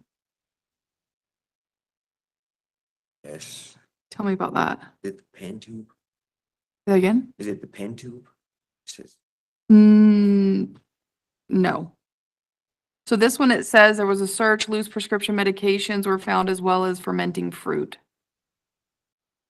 yeah, I remember that one. Tell me about that.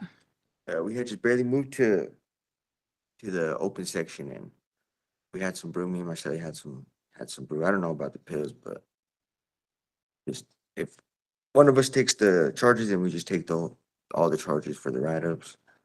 Do you guys just alternate that then? Yeah. Like whoever's turn it is to take the write-ups? Kind of, okay.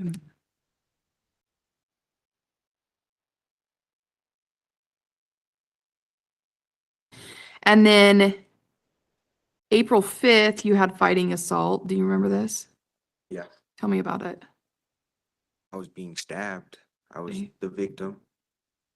They had rolled me up for re-engaging instead of racking in right away. Do you know what the reasoning was for they stabbing you? I'm a dropout. It was Okay. active Sereno, and he wasn't supposed to live around me. Okay, so you have safeties on you from that, from him, from them? Okay. And then a couple days later, substance abuse. Yeah, that's the pen. It was I was hiding my tattoo ink in a black pen because they don't really ever find those. So there's just a bunch of ink in the black pen, and I don't know what he thought it was, but Okay. Have you been able to do any programming at all? I got those certificates from Interplay, plumbing, electrician. So you have access to tablets, But right now, no. but before you did? Mhm. Okay. How long have you not had access to tablets? Like maybe 2 months. Okay. So you've been able to do some stuff? Yeah, and I've been on there. I've done a lot. MRT, they said I have to have a date or contingent, or Oh, okay. I've reached out to Odyssey House, and they're supposed to be doing groups, but they said they were supposed to start like a month ago, start these groups, and they was gonna let me in on those to help with the hearing, but they haven't started it yet, I guess. Okay.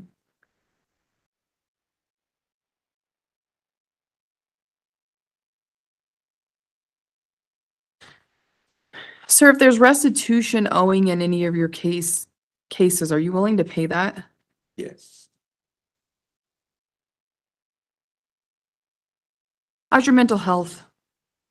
Good. Do you have any diagnoses or anything? On pills. Okay. Do you know what they're for? Yeah, depression and just to help me sleep. Okay. How do you feel like your meds help? Help. Okay. How's your physical health? Good. Okay. I know there's clearly concerns about any type of retaliation as far as gang stuff goes in the prison, because it sounds like it's already starting or has happened. Is there any concerns about that if you are paroled?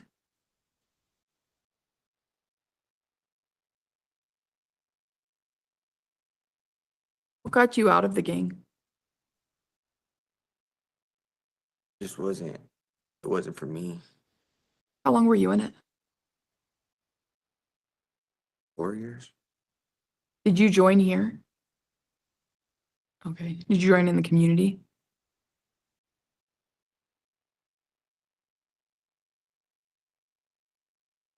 Tell me a little bit about your substance use history, sir. That's my issue. That's my main issue. Your biggest downfall? Tell me what you've done to kind of help you with that. Got a sponsor. He hasn't agreed to be my sponsor, but I call him my sponsor, and I know that later on he will be my sponsor, and I want my grandpa to do the 90 meetings in 90 days, or with somebody. If Odyssey House will let me do it there. Okay. Is that where you're planning on going, is Odyssey House? Yes. What usually causes you to relapse? Anything. Okay. I'm just weak-minded when it comes to drugs. Do you have a specific drug, a drug of choice? Yeah, heroin.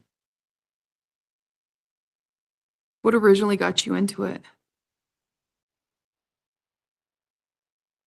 Oh, I was young and kicked it with older people, hung out with older people, and it was just around. Okay.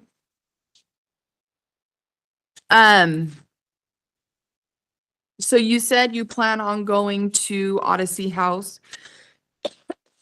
What are your other plans if you are, or if you are given the opportunity to parole?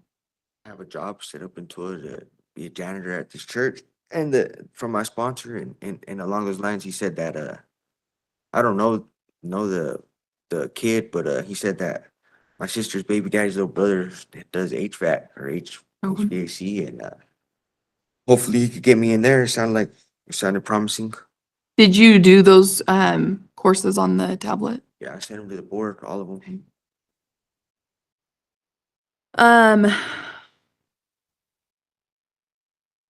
After Odyssey House, where do you plan on going Tula with?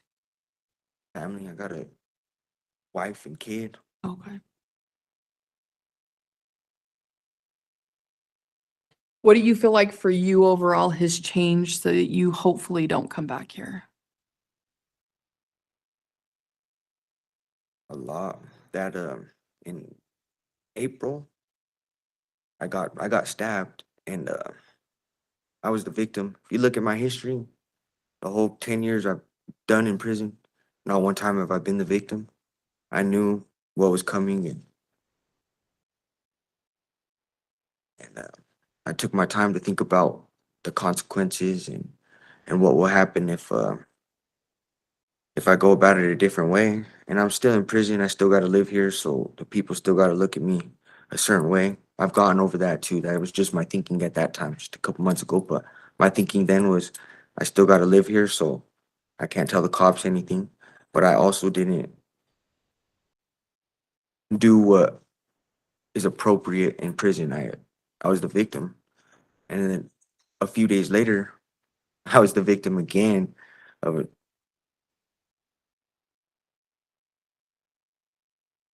I think I'm ready. I think I'm ready. You said you were a victim again a few days after the initial one? Yeah. Okay. What do you mean by that? I don't know what rumor they were starting, but they got in my celly's head, and this is prison, so people don't want to live with the snitch or with certain individuals, and I don't know what they told my celly, but I was in splints because I just got stabbed, and then this hand and all this stuff was broken, and he just told me that I had to leave, and you know, if you tell the cops you can't live somewhere, then you're looked at a certain way. So again, I couldn't do that, and he just yeah, made me the victim again. Physically or? Yeah.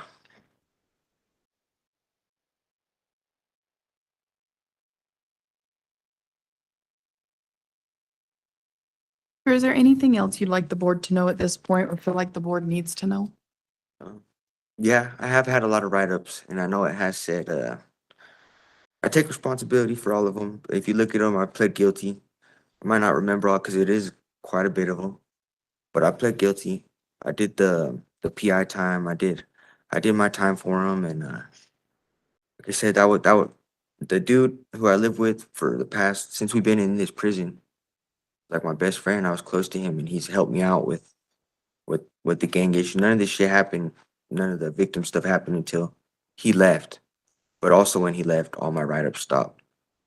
But I had to have his back. That's just, I don't have friends in prison. I don't get close to people in prison. I don't do none of that. Even now, all I do is watch TV, and I come out, use a phone shower, and go back. I'm in single cell rec. I asked to be here. There's really no programming that really that I can do, but I have reached out to get my shit together out there. I feel like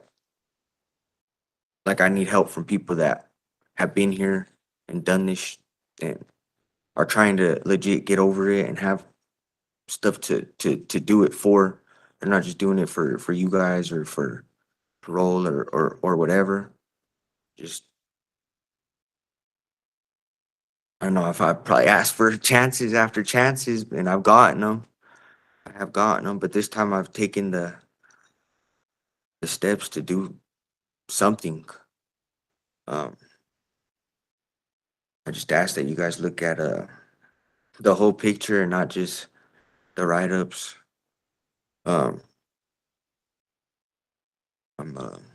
feel like I'm ready to do something.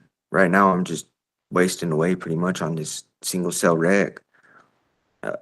I can move to the open sections or whatever, but it's just too much drama and too much risk. If anything, I'd rather just sit where I'm at and wait till I get out. I'm trying to keep my mind right. I have done those interplay things. I try to do some more aerospace dynamics, but it's just above my grade level. I can't figure that shit out. But Okay.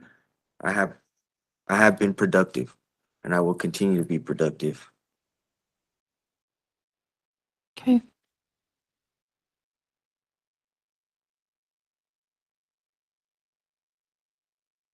What I plan on doing, sir, is taking the information we discussed today, compiling that into a report and submitting that to the board. You're well aware the board is the one who has the final say over all of this. Usually takes about 2 to 4 weeks for them to get that decision out to you. Your family can look that decision up once it's been made at bop.utah.gov. They would probably see that before you, so they would be able to tell you that information because you get a physical copy, which oftentimes takes longer to get to you. You do have that 49-month guideline, which puts you at July 24th, 2025. That guideline is just a guideline, as you're also well aware. The board can go below that, on that, or past that, depending on if they want to see you complete something prior to paroling. You do have a 5-year top, which puts you at March 9th of 2027. That is the length of time, as you're well aware, that the board will have jurisdiction over your case, given there are no other further offenses. Do you have any other questions for me, sir? No, I am a SL4, so that limits a lot of, that's why I reached out to Odyssey to get something, to bring to you guys something in case you guys were trying to order any of that stuff. I think they have like Atlas or something. I think that's a program I could do. But yeah, I have an SL4 and I don't plan on taking that off or changing that or anything. Yeah, and I've already put that information in there too, so that they're aware that your programming abilities are very limited. So they will have that. Anything else? All right, with that, sir, we'll go ahead and conclude this hearing. Thank you. Good luck to you and have a good day. Thank you.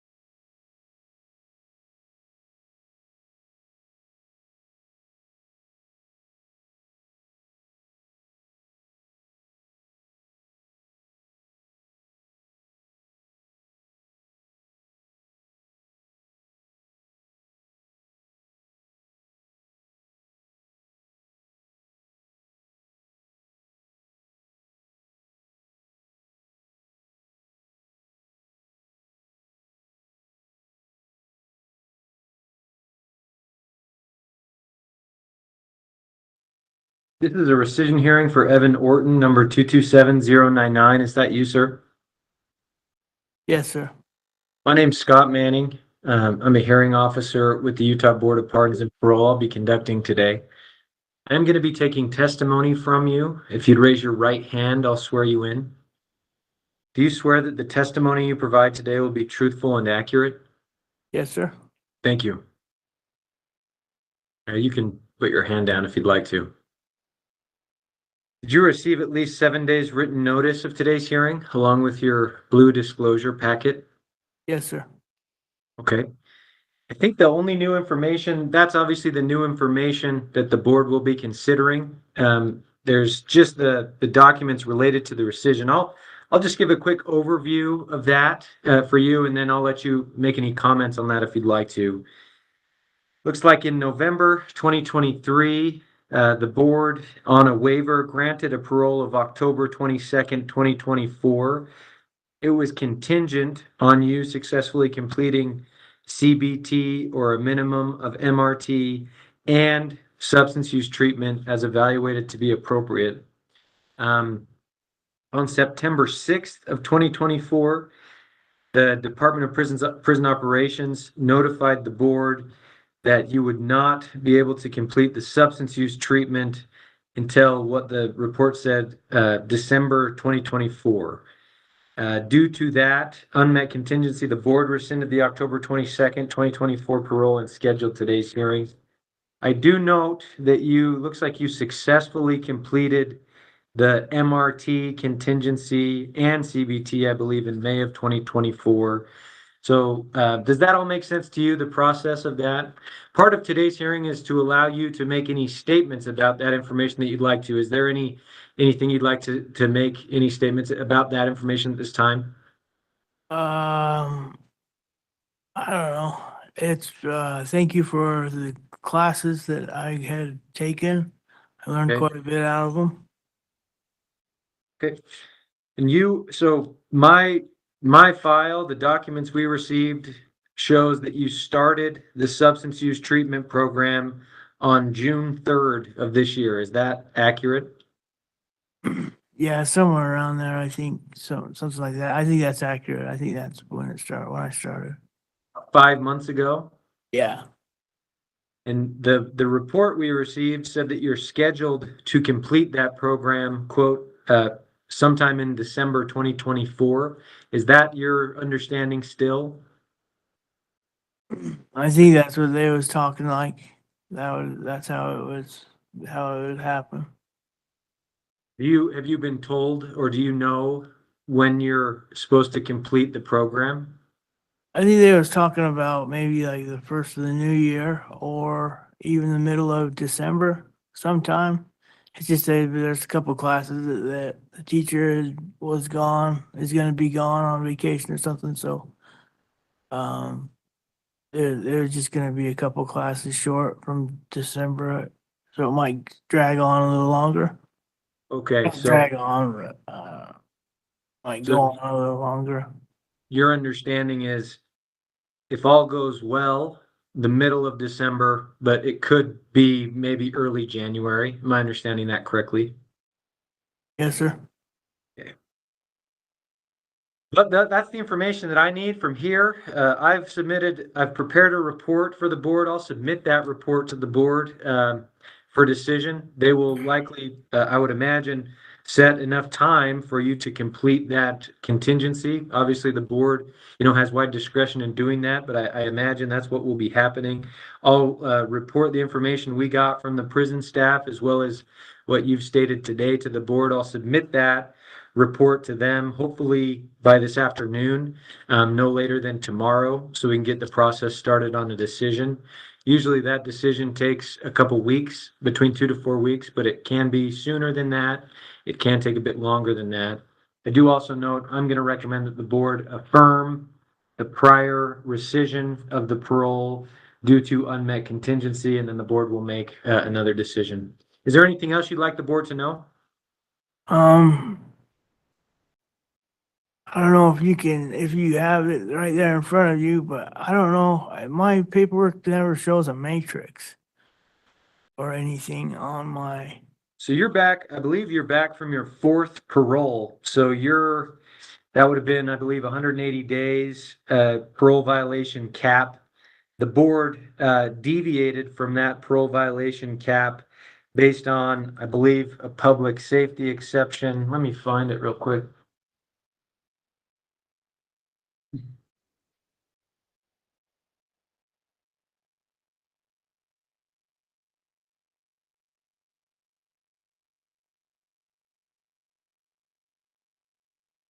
Yeah, so public safety exception. Obviously, I think all four paroles, you absconded within a month or so, and did not follow through with treatment, leading you back to prison. So that cycle of behavior led the board to say, we're going to require this treatment so that you can reduce risk for future parole. So the cap was 180 days. Obviously, that passed some time ago, but the deviation was due to the public safety exception. So does that make sense to you? Yeah, that works. Thank you.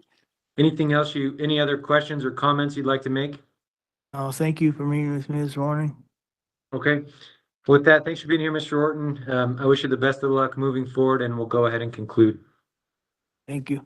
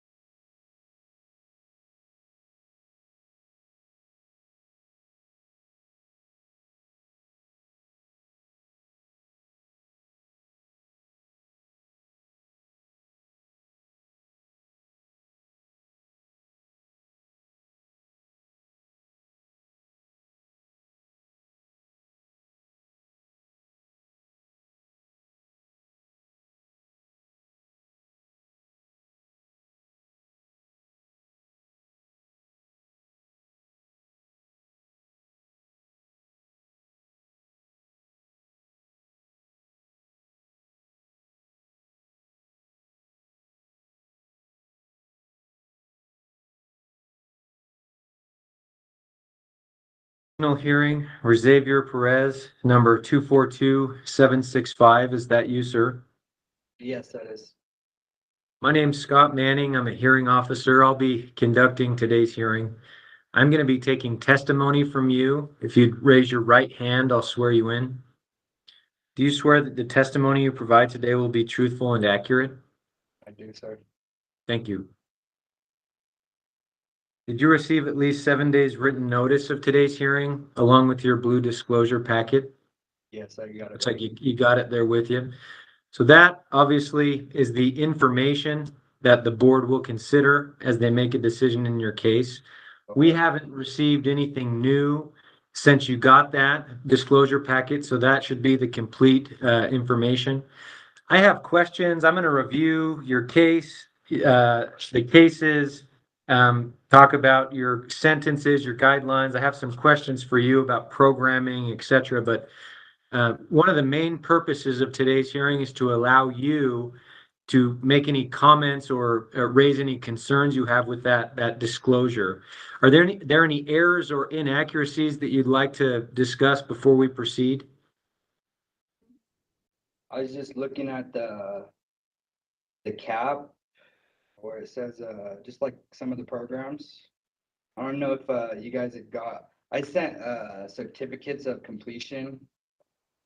I completed Inside Out Dad, and that's the Utah State University course. Completed anger management over here in Beaver. Parenting class.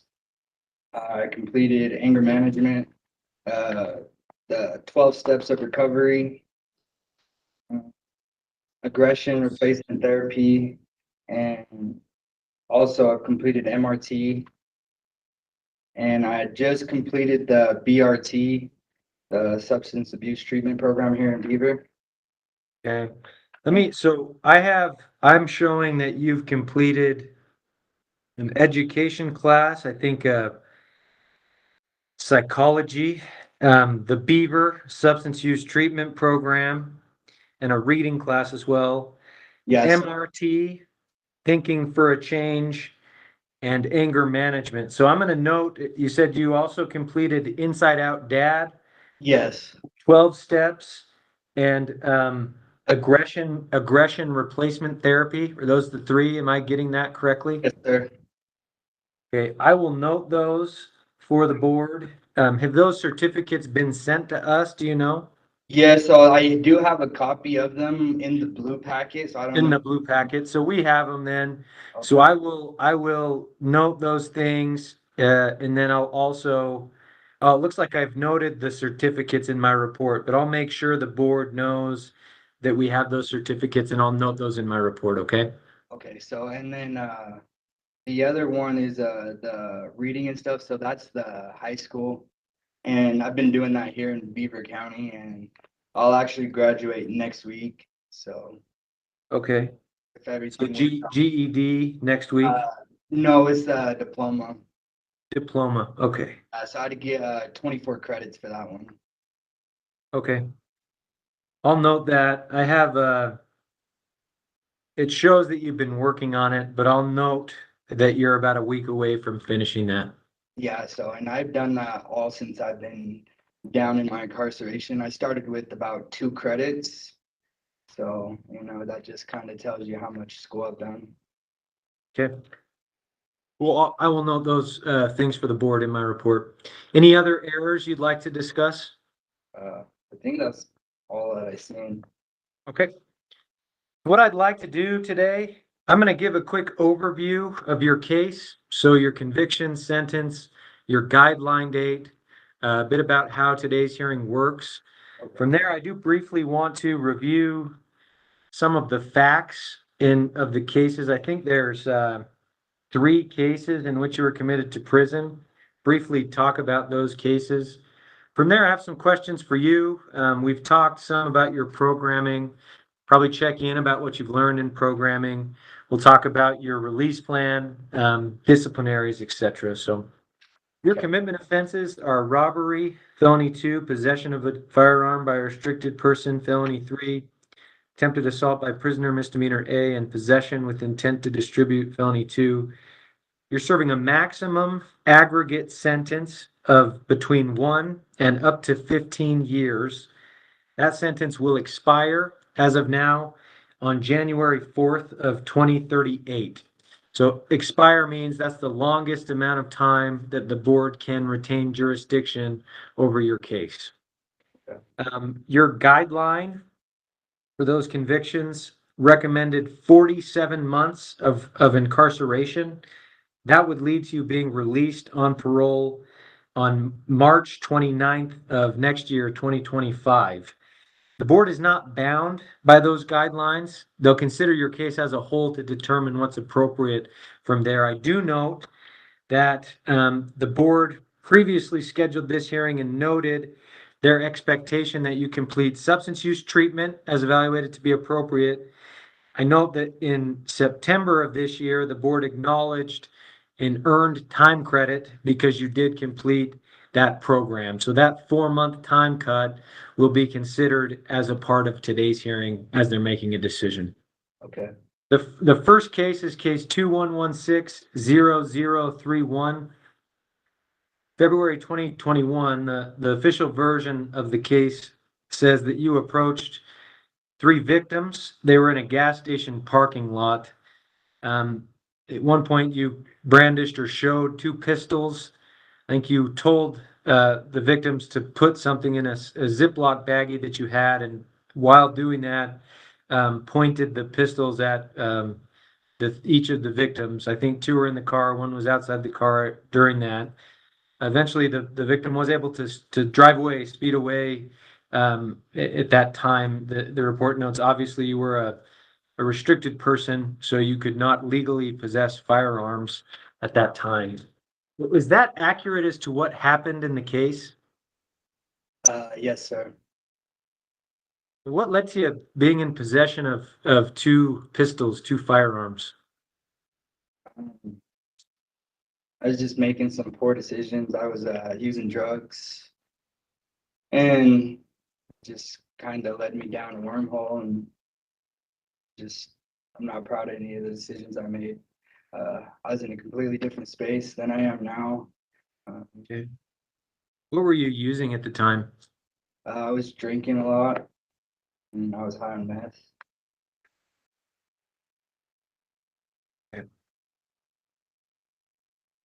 The second case, 2115-00471. I think you were at a gas station pumping your car. You had been asleep at some time and police responded.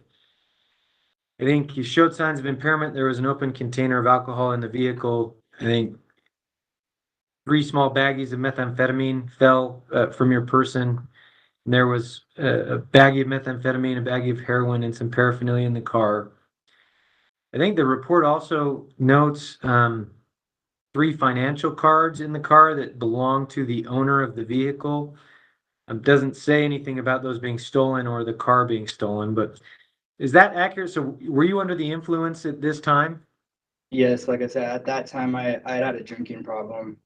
Okay. And, I was using methamphetamines. I haven't slept. I didn't want to keep driving, so I pulled over and I passed out, and then I woke up to the police there.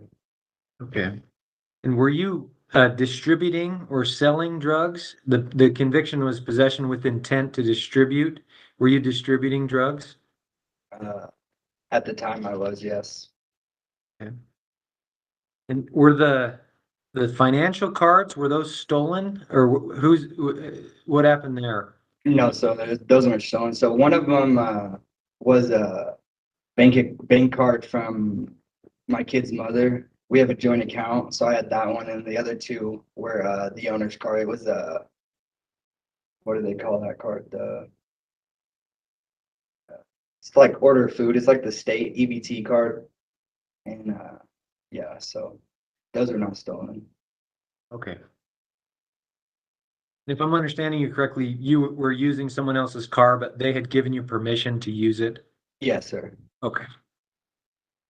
The next case, 2216-00028, December 2021, the Kane County Jail. I believe you got in an argument and then assaulted another inmate at the jail. I think it describes you put this inmate in a chokehold, cut off his breathing during the assault. If I'm understanding correctly, I believe this individual is a victim of the original case, the robbery case. Is that accurate as to what happened? No, he is not a victim of any of those cases. Not a victim. Okay.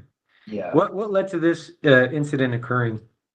We're in a privilege section, so just I had asked the guy to put his oranges on. That way we didn't get our privileges taken away, and he didn't take it too kind to me, asking him to put his oranges on. So he came into the room, he hit me, and I put him in a chokehold.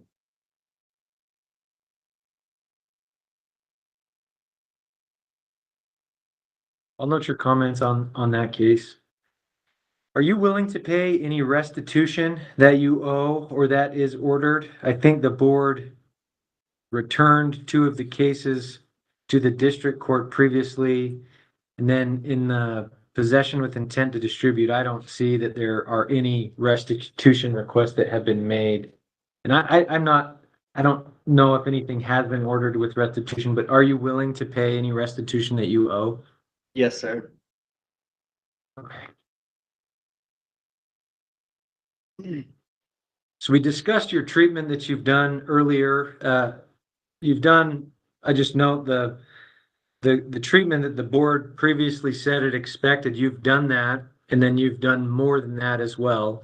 So you've been involved in the proper, it seems like appropriate treatments, and completing those things, working on high school. Certainly those accomplishments should be recognized as the accomplishments that they are, and certainly the board will consider those. What have you learned in those classes and programs? I've learned a lot, sitting here for about 4 years. The guy that I came in, that's a completely different person. I was under the influence. at that time in my life, I really had nothing to lose.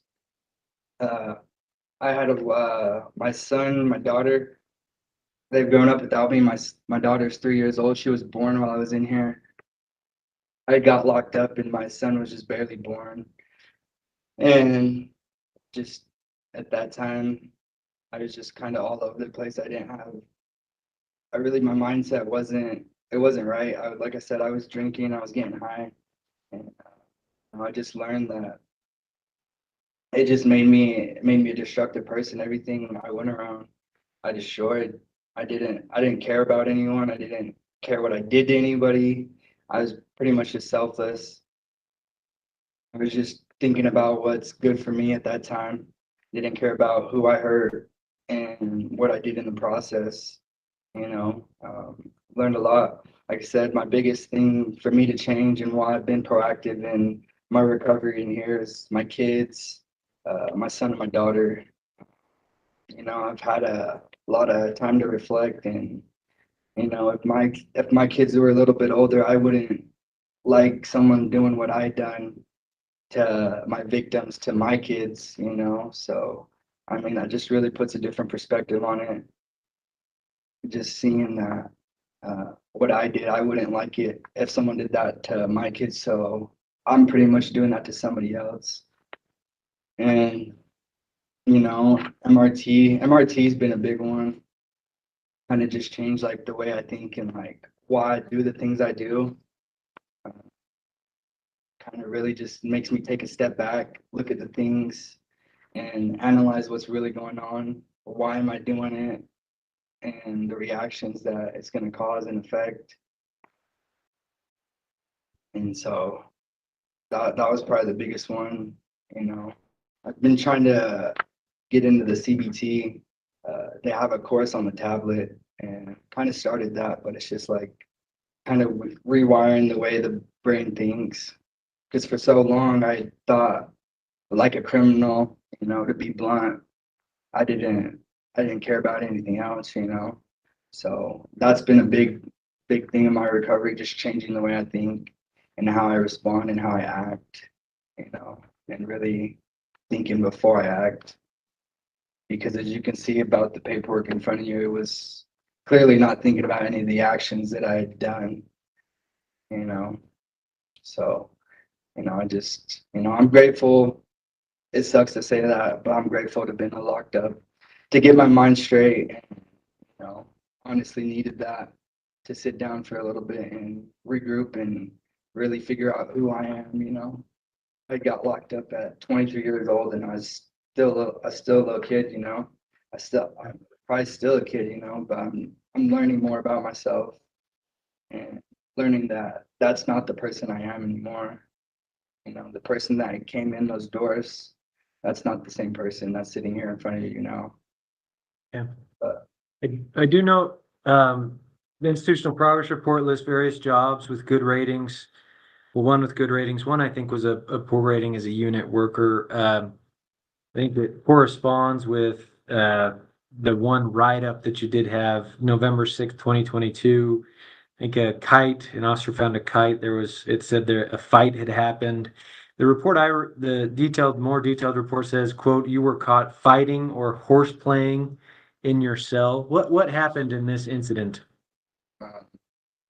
so I was approached by some gang members and they tried to press me, and just at that point I had stuck up for myself. I'm not a gang member. I'm not involved in any of that kind of activity here in the prison. Just kind of,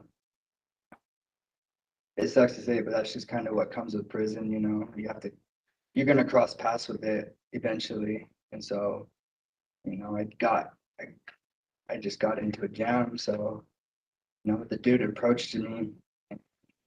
I defended myself. It could have had worse consequences. And that was at the very beginning of my incarceration. Yeah. Okay. Well, I'll note your comments on that incident as well. Do you have any, I think you had reported childhood diagnoses, mental health diagnoses, but you're not currently taking medication or accessing mental health services, correct? And as far as I'm understanding, you don't anticipate any mental health issues. I mean, how's your mental health right now? It's pretty good. As in the program, I had guess the best thing for that was the one-on-ones with my therapist, you know. But I think where I'm at right now, I'm in a good headspace. So But those, as an adult, did you take medications or do mental health treatment for the diagnoses that you had? prior to getting locked up, yes, I was on medication. I was on Adderall. I've had it since I was a little kid, been taking it. Okay.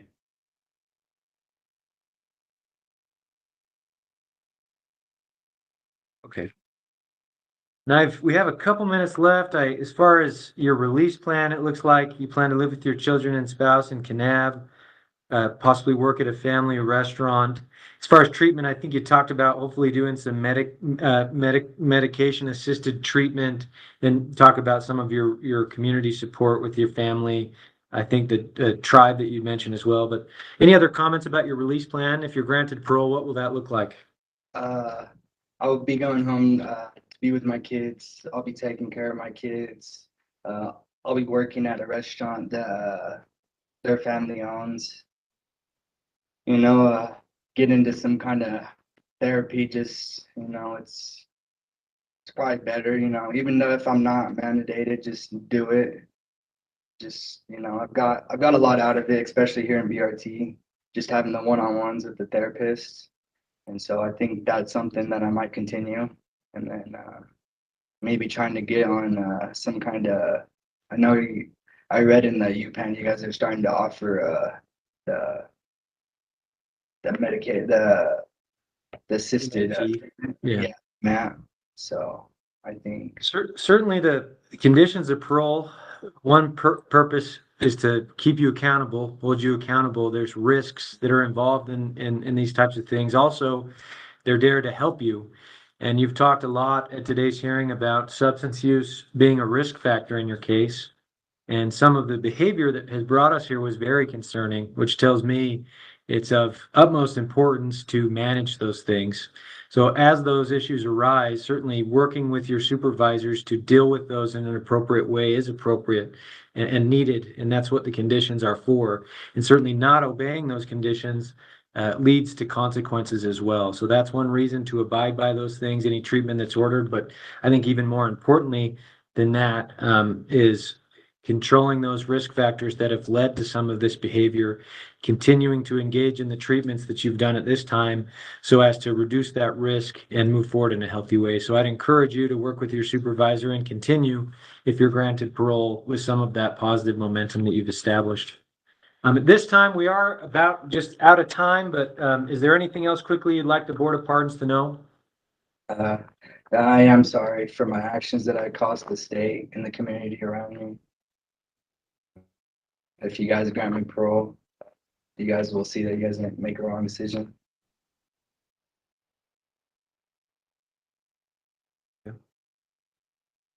What I'll do from here is take your case under advisement. I've put together a report of what I reviewed before today's hearing. I'll include in that report what you and I talked about today. And then I'll submit that to the members of the board. I'm hoping this afternoon, but no later than tomorrow, I'll submit that to the board. It usually takes a couple weeks for a decision to be made. Sometimes it can just take a few days, and other times it can take a bit longer, 4 or 5 weeks. Once a decision is made, we will send it to you in the mail in writing, and it will also be posted to the Board of Pardons website if there's anyone in the community that would like to access it there. So with that, Mr. Perez, thank you for being here and discussing these things with me. I wish you the best of luck moving forward, and we'll go ahead and conclude. All right, I appreciate you for your time.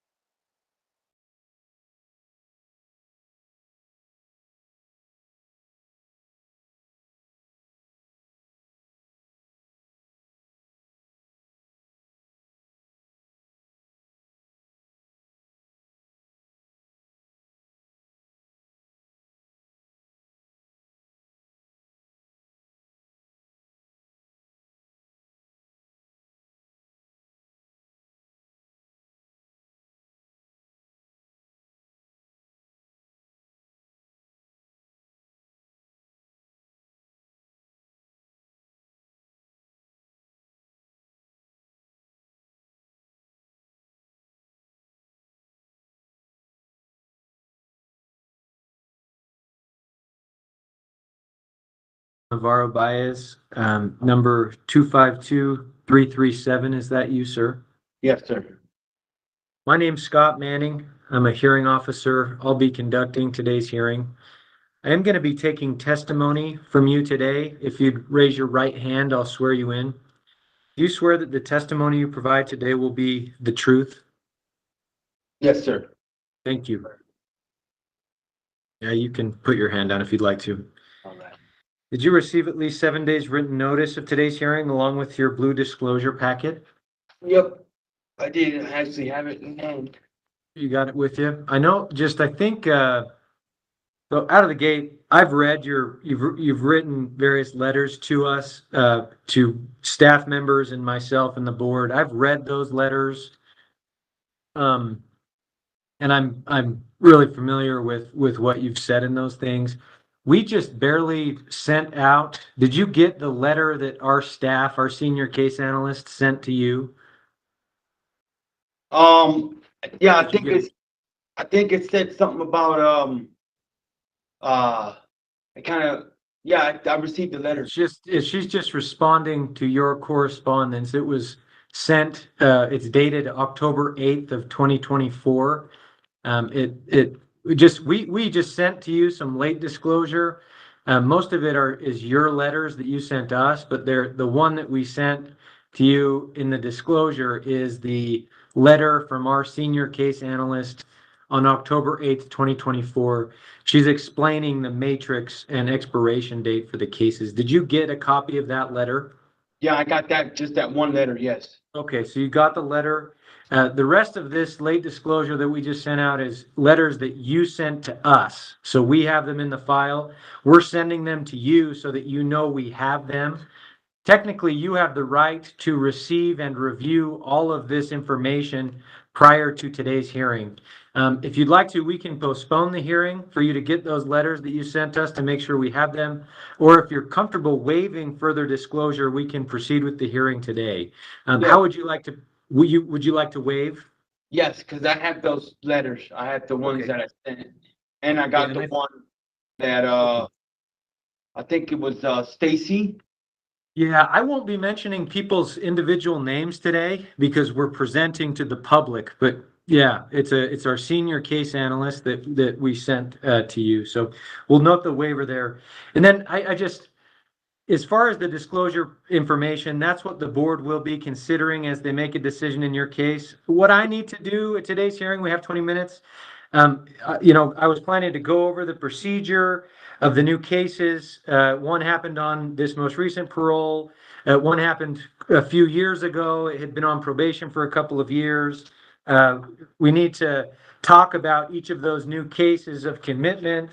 Then I have some questions for you about the most recent parole, what you've been doing recently, and then your plans moving forward. But before we get going, really the main purpose of today's hearing is to allow you to speak on anything you'd like to. Do you have any questions or concerns about the disclosure that you received?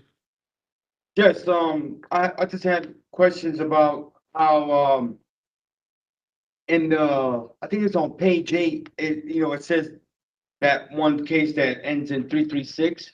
Yeah. That one, before I get into it, it said, I just don't understand how when, Do you mind I don't want to cut you off, but I've read, I think I understand the issues you're raising. Do you mind if I give you my explanation and then after that we can talk? Is that okay?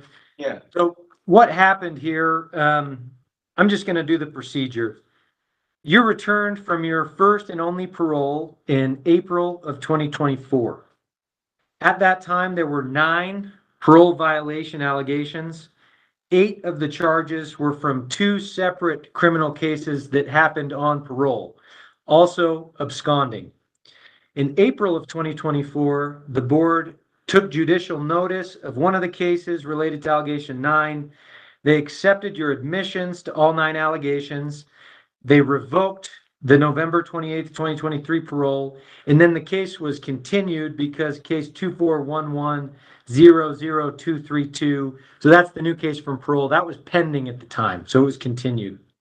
You were In April the 30th, you were convicted in that case of possession or use of a controlled substance, misdemeanor A. Distribute, offer, or arrange the distribution of a controlled substance, misdemeanor A. So those are the two new prison commitment offenses. And then also a drug paraphernalia possession, misdemeanor B, which obviously is not board jurisdiction, but is an allegation.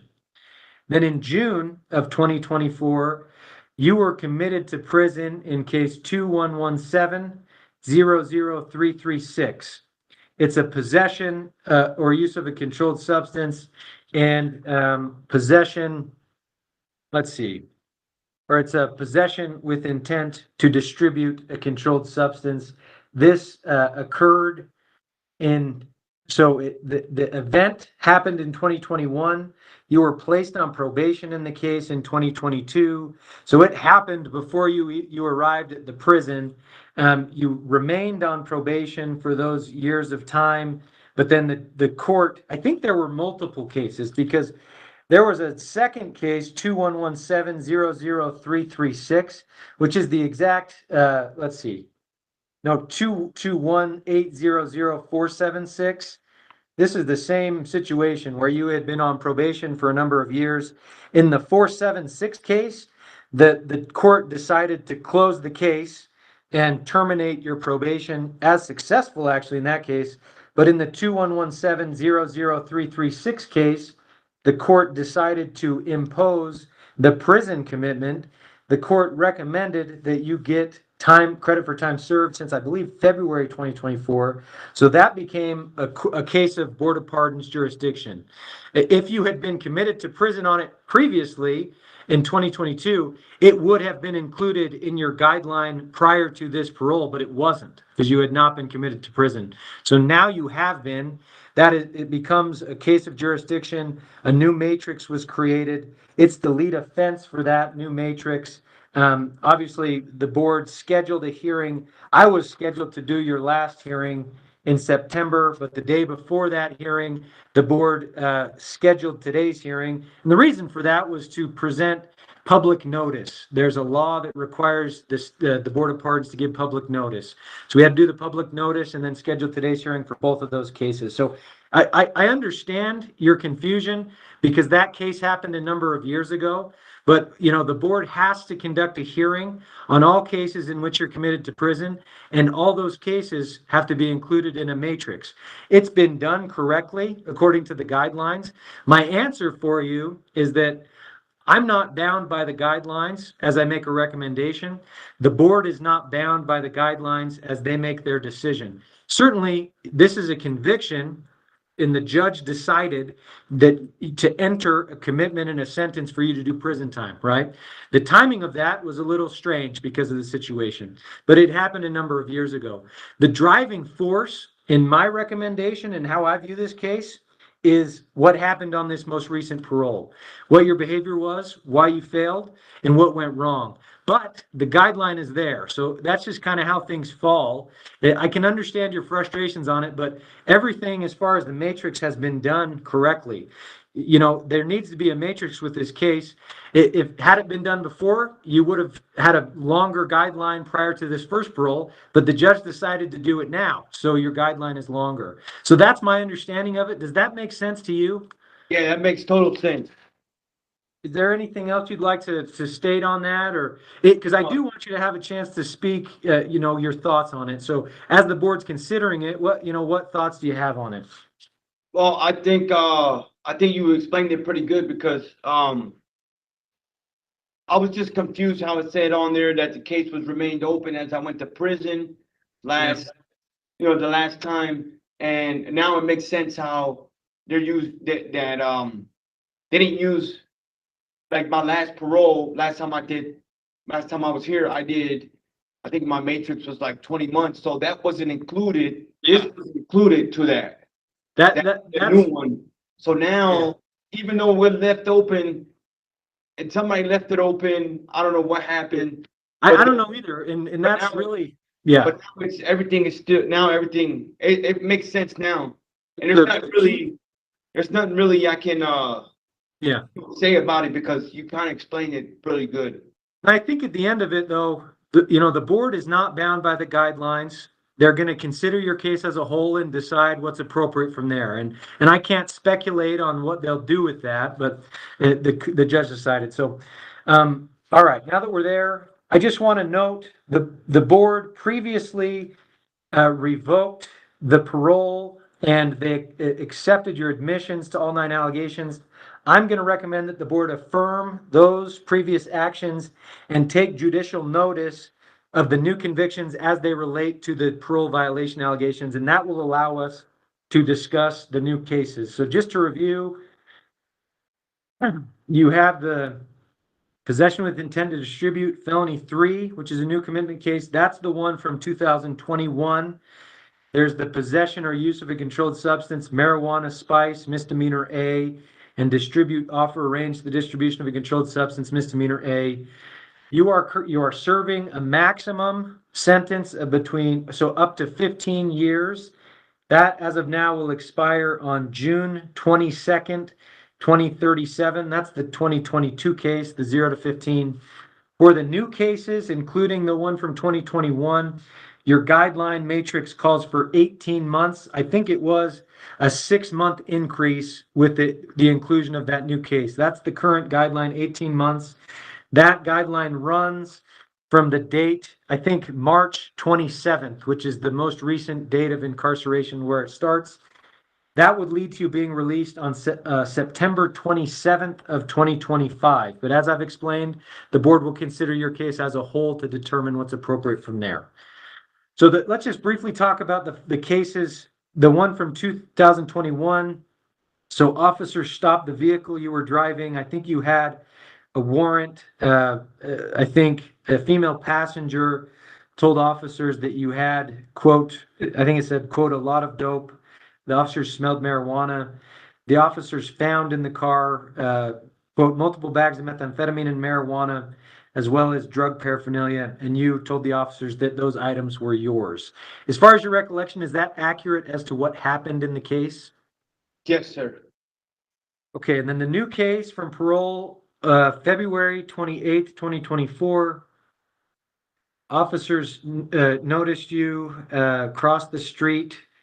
I think you have an out-of-state, non-extraditable warrant that they noticed. I think obviously your parole officer was contacted. You had a clear baggie with, looks like a prazolam and hydrocodone pills. And you told the officers that you had the pills and you had been using drugs at the time. Is that accurate as to what happened? Yes. Okay. Just to review the new case, it lasted about 4 months. You started at Building Beginnings. I think after about 20 days, substance use, had a RIM sanction, and I think you went to Jaywalker Sober Living and IOP, the struggles continue with substance abuse. You had one more RIM, then you went back to Jaywalker Ranch. The new case happened while you were at Jaywalker Ranch. I think you posted bail and got out. Then you didn't report to APMP, and at that point, I think you were a fugitive for about a month. So walk me through, what do you think went wrong on this most recent parole? Thinking about it, since I've been arrested, since I've been down, I've learned that what I went wrong was changing the people that I was hanging out with. Like my environment. I knew I wanted to, I know those programs I was in, they were, helping me out. I had a job. I was doing demolition. And then just that one, it just took that one decision to, hang out with a person to where it's like, okay, yeah, we'll figure it out. You'll come out clean. It'll only just be over the weekend. And, just that one temptation and just giving into it, making that choice to say, yeah, come on, let's just do it. And once that happens, I noticed that, like I've been, analyzing why, what went wrong. And it's just changing, choosing to take that other route, choosing to make that one choice to where, okay, if I take this route, I know what it can happen. Oh, but maybe I can, be okay just one time and just that one time, that's all it took. Cause then from there, it just starts going downhill. There's no coming back to, cause then, I mean, I'm pretty sure there was definitely chances where I could have just went to my parole officer and be like, look, man, I need some help. I'm falling again. I need you to help me out because this was going on, but I didn't. I chose to not do that. I chose to, get in that mind state where like, damn, my PO, he's gonna find out, man, that whole, that whole scared mentality where, all I had to do was, really just go to my PO and tell him, hey, listen, man, I feel like I'm about to fall. This was going on, but I didn't. And I chose to do that. I knew it. It wasn't like, oh yeah, I'm going to make this choice and I don't know what's going to happen. No, I knew if I start making a choice to hang out with certain individuals, I knew what's going to happen, and I allowed it to happen. And now, once it happened, it was just a matter of time to either make a decision to say, hey, I need help, or make a decision to say, look, I don't need no help. I'm going to try to figure this out myself and go the wrong way. And that's the choice that I made. Yeah. And as I'm looking at it, it seemed to me, because multiple times your agent tried to help, right? There was RIM sanctions, and then you're placed back into a sober living facility. It seems to me like we need to find a way to course correct, to make that decision, which ultimately, as you're stating, comes back to you applying the things you discussed, because you completed the Beaver substance use treatment program prior to parole, completed MRT, completed anger management. You were in a sober living facility, an area with people, who ideally are interested in trying to maintain sobriety. And I think it is important, like you've said, making that decision, because it is the decision to use the resources that are available and change that behavior. Looking back on the treatment that you did, because really it seems like a failure to apply, what you gained in the Beaver substance use treatment program is what went wrong here. What new insight do you have into what you can do differently, whether it be with your release plan, whether it be with how you choose the situations you put yourself in or react to things? What new insight have you gained? Well, I felt like like being more disciplined. Like I'm getting into my like I have a workout routine, and I really stick to it. Then I stick to my diet, and I know it's just a diet, but I look at it as a discipline, like a discipline. I try to use discipline on myself to where I got to do this. Like, I have to do my cardio tonight, or if I don't, then I'm gonna, not burn these calories. But I'm not just doing it for the calorie burn or just for the workout, but I'm using it as to teach myself how to use discipline to when it comes to times where there's things that I want to do, or I think it's fun, you know what I'm saying? Or like, some things that I don't, like going to work or something, or skipping a day at work, those type of things right there where I can use that discipline to I can utilize that out there too. So I'm training myself to use that discipline towards that, because I feel like if I can use discipline, overall on anything, then I feel like that's gonna be a good factor, because I feel like I didn't use that discipline when I was out on parole. You know what I'm saying? I didn't use it when I needed it. I didn't use that discipline. I didn't apply it to a situation that was, dire to my freedom. It was a situation to where I needed to use it. And I feel like I've been looking into that, and then I've been staying busy on, and here they have these tablets where they have you could take a whole bunch of programs. I finished a lot of programs on IT, because I also do independent contracting and IT, and like I'm a field technician, and I'm learning more on that I've been learning, I've earned certificates on it, on the tablet that they have there. They have courses, and I'm right now taking more courses on, I'm taking on, it's called, The Way to Freedom, the Blueprint on, it's called Prison, After Prison, Parole, and Beyond. I'm taking that just to see the insights on other people on what, I should, just things I can take with me and use it to apply. Okay. And also I have looked into, there's a program that I have wrote, and I think the letters in there, it's in Roosevelt. It's called the Thompson House. Yeah, I've got the Thompson, I saw that, the Thompson House in Duchesne County. Yeah. Is that is that like a residential substance use program? Is Yeah. that where you'd like to do that? Yeah, that's definitely that's one of those, and I've talked to Leo, and so Leo explained to me that I feel like it's a good program to go to, because I feel like the first 30 days is 12 months. It's a 12-month program, and then the first 30 days is blackout. So it's first 30 days, so you get to, adjust to the outside, but you're still going into a structured environment. You're not just going right out there into total freedom, to where you're just like, okay, now what? After coming from, structure, you go back into a structure, you get put on 30-day blackout, but you're still doing your programs, and then you slowly get into, the environment, the community, and then you start off, and then they'll put you in there. Once you finish the residential, then they'll put you, I think the first 4 months is a residential, and then the rest of it is on a sober living. And then they have activities every day, every week. You go do community service, you go to church every Sunday, they take you to the gym every 3 days. And then they put you into they put you into work right away.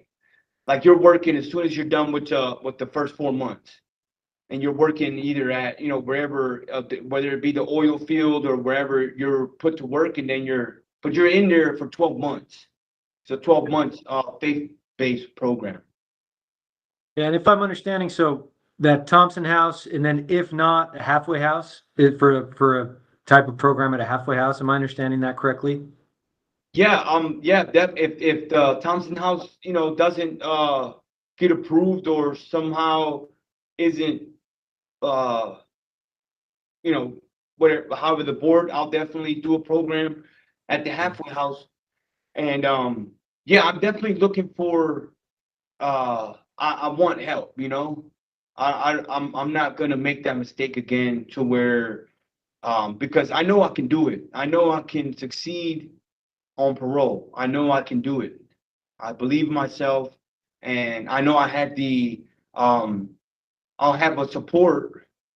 Like, if I go to that Thompson House program, that's the one I really want to go to. If I go there, I got to support. But my fiance, Sarah Hatterley, she actually wrote a letter too, and she's really have supported me in this, and she's willing to, support me going to the program, not just, oh, come home and, we'll be together. No, she wants me to stay on it and do what I have to do necessary to establish myself, and then, go on from there step by step. At this point, we're about 4 minutes over time, but I do want to give you a quick second. Just from here, I've put together a report of what I reviewed before today. I'll include what we talked about today in that report. I'm hoping to submit that to the board by this afternoon, but no later than tomorrow. It usually takes the board a couple weeks to make a decision. It'll be sent to you in writing, and it will also be posted to the board's website. Is there anything else quickly you'd like the board to know before we conclude? Yeah, I just want to, I definitely want to apologize, and I want to take full responsibility for failing on parole when they gave me a chance. And, they also gave me a compassionate release last year, because my father passed away, which was like 90 days from the date that I had. And I just want to apologize to the board for, taking that chance and, failing at it, and I just hope and pray that, they can, see that, you know, I've owned up to I'm owning up to my mistakes and my actions, and I'm not, you know, I'm just taking full responsibility, and I definitely appreciate them giving me parole last time and, you know, giving me that compassionate release. And I apologize for coming back and, you know, doing that. Yeah. You know? And then one quick question. So you said when it comes to that guideline thing, right? So is that just a guideline? Yeah. So it's not exactly where, like is that? Yeah, so the board could, they have jurisdiction until 2037. So the guideline, it's based on your convictions and your criminal history matrix in Utah for consistency based on these offenses call for 18 months incarceration. But the board will consider your case and decide what's appropriate. I will tell you, eventually with the relapse and then absconding, the behavior that occurred in this parole, there's certainly not going to be endless chances. So if you are given a chance at parole, focusing on doing what you've said today is of utmost importance, because that 15-year maximum sentence is the amount of time the board can require your incarceration. The guideline is the guideline. How I view it is that's where they'll start their analysis, and then they'll look to aggravating and mitigating factors. They'll look to, that case happened in 2021. They'll consider that. They'll consider what happened on your most recent parole, the new cases. They'll consider your criminal history, some of that being out of state, and then they'll make a decision based on that. So. Okay. Okay. With that, thank you for being here and answering my questions. We'll go ahead and conclude. I wish you the best of luck. Okay, thank you, sir. God bless.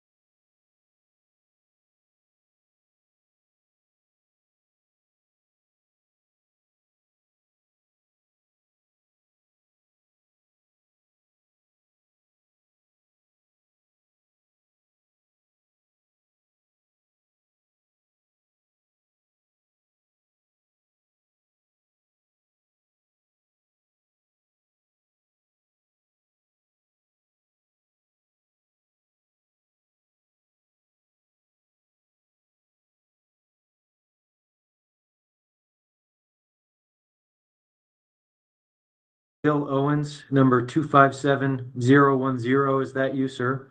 Yes, sir. My name's Scott Manning. I'm a hearing officer with the Board of Pardons and Parole I'll be conducting today. I am going to be taking testimony from you. If you'd raise your right hand, I'll swear you in. Do you swear that the testimony you provide today will be truthful and accurate? Yes, sir. Thank you. I do want to recognize victim representative Samantha Venz that we have here with us. Thank you for being here with us, Samantha. I'll be receiving testimony from Samantha in just a few minutes, and I'll let you know when we're ready for that testimony at that time, but thank you for being here. Mr. Owens, did you receive at least 7 days written notice of today's hearing along with your blue disclosure packet? Yes. That disclosure packet contains the information that the board will consider as they make a decision in your case. Part of the purpose of today's hearing is to allow you to identify any errors or inaccuracies about that information. What I'm planning to do today is give an overview of your case, your sentences, your guideline, how today's hearing works. From there, I will, there's 2 cases in which you were committed to prison, discuss with you what occurred in those cases. Then I have some, then we'll do the victim testimony after, at that point. After the victim testimony, you'll be able to respond if you'd like to.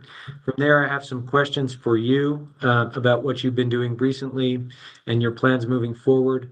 And then at the end of the hearing, I'll give you the final word and you can state anything else you'd like to on the record. But before we proceed, the information in that disclosure packet, are there any errors or inaccuracies that you'd like to mention at this time before we move forward? No. Your commitment offenses are aggravated assault resulting in serious bodily injury, felony 2, and forgery, felony 3. You're serving an aggregate sentence of between 1 and up to 15 years in prison. That sentence will expire on October 12th of 2037. That is the maximum amount of time that the board can retain jurisdiction over your case or require a period of incarceration in your case. Your parole guideline under the Utah sentencing guidelines calls for 25 months of incarceration. That guideline would lead to you being released on parole on November 12th of 2024. The board is not bound by that guideline. They can release you before that date or after that date at any time, at point in time up until expiration of sentence. In making that decision, the board will consider all relevant factors, including the minimum and maximum sentence, the guideline, the nature of your offenses, victim impact and input, your criminal history, your rehabilitative progress, etc. I do note that in March of 2024, the board continued the hearing because the second case was pending at that time. And then in June of 2024, the board scheduled today's hearing and they noted an expectation that you participate in cognitive behavioral therapy. So that brings us to today's. The first case we need to talk about is case 241-400-166. This is the forgery case. In December of 2021, officers were reported to officers a forgery scheme that you were involved in. I believe in June of 2021, you opened a line of credit of about $1,000 using fraudulent pay stubs and then made transactions of 3 cents under $1,000 and never made payments on those. Several accounts were detected using this same scheme. I think the total withdrawn was about $10,000. 9 individuals were identified in this scheme. I think the report said at least 6 individuals were helped by a woman who I think the report mentions you were in a cohabitant relationship and had children with. It says this individual, this woman, helped at least 6 of the co-defendants with this scheme. Is that accurate as to what happened in the case? Yeah, that is accurate, but I don't know everybody like that was all took part in the case. But I do. My significant other was me, and I know. So what was your involvement? Was it just the one transaction? Is that your statement? Just the one transaction? Yeah, I was just using the fake pay stubs to get a loan, but it was just my one transaction. And your statement is you were not aware of the other transactions that were done by the co-defendants? Yeah, only a couple, only my brother and my significant other, of course, but everybody else, I don't know everybody else that was on the case. Okay, so 2 co-defendants, you were aware of their behavior, but the other looks like 2 or 3 you did not know about. Am I understanding that correctly? Yes, sir. Okay. In case 2219-02819, on October 12th, 2022, you and 2 co-defendants repeatedly assaulted the victim. The assault started with one co-defendant punching the victim and both falling to the ground. At that point, you and the other two co-defendants repeatedly kicked and stomped the victim's head, even after the victim was unconscious. The report says there were approximately 20 kicks to the victim's head. The victim was transported to the hospital in critical condition with many very serious injuries. The report discusses specifically facial and skull fractures, lacerations, bilateral hematoma. I've read your pre-sentence report statement as well as the statement that you sent to the Board of Pardons in writing.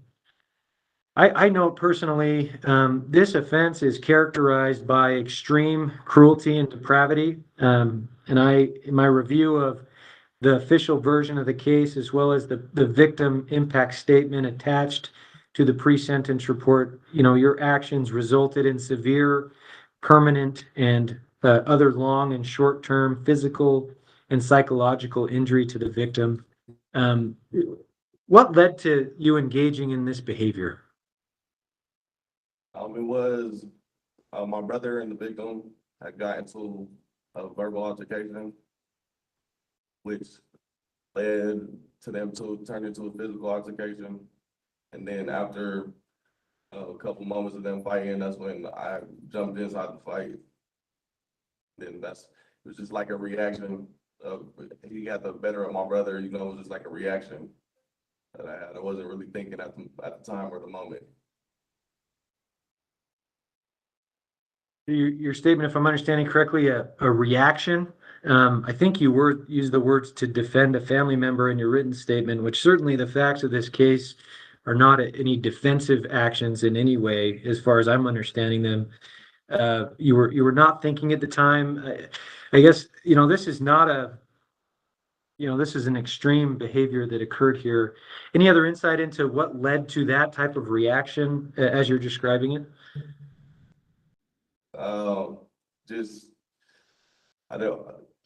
During the time of that moment, I was just not thinking clearly, just involving a family member. So I believe I did what I thought was right at that time, which I know isn't now. So it's just a reaction of seeing my brother being in a fight. Okay. I think just recently you said that you were not thinking, it was a reaction, quick reaction, you described it, but then you just said that you thought it was right at the time. So could you expound on that? Those seem to be contradicting statements. Do you have any other insight into that? I said what I believed at the moment was then, but knowing that it's not, I'm trying to defend my brother. But I understand, but I can't react in ways like that. Okay. Thank you for your statements. I think the board is certainly interested in your input and the insight that you've gained. The classes that you've taken, we'll be discussing here in just a few minutes, but that's kind of the purpose of today's hearing, is to get those statements. So thank you for discussing them with me. I do note a continuous protective order was entered in this case. If you are granted parole, it will almost certainly include an order of no contact as well as, an order to abide by all court ordered protective orders, would be the case here. Are you willing to abide by such a condition if the board decides to grant parole? Yes, sir. Do note restitution has been ordered by the court in both cases. I believe it has been sent to the Office of State Debt Collection in both cases. Have you paid any restitution? Not at this moment. Okay, are you willing to pay the restitution that you owe or any further restitution that is ordered? Yes.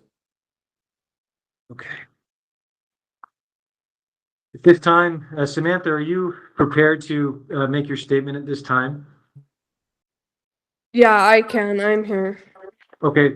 Well, before you start, thank you for being here. I appreciate you being here to provide this input. I just want you to know I'm familiar with the statement attached to the pre-sentence report. I also reviewed, I believe, your statement at the hearing in September that you provided, but nonetheless, I do want to hear any input that you have today. I will take notes. I'll likely listen to our hearing tomorrow so that any input that you have will be given to the board. Would you raise your right hand? I can't see you, but you don't have to turn your camera on. Just let me know when your right hand is raised. And do you swear that the testimony you provide today will be truthful and accurate? Yes. Thank you. And you can turn your camera off or leave it on. It is being streamed to the public, but you may proceed when you're ready. I just wrote a brief paragraph here. Seeing your loved one fight for your life is something that never leaves you, and it has affected our family and Justin. Justin struggles daily with trauma of the attack. He has permanent physical and mental damage to his head and face. He struggles daily pains. He has trouble breathing through his nose that surgery could not repair due to the attack. The brain injury has caused loss of past and current memories and issues retaining new information.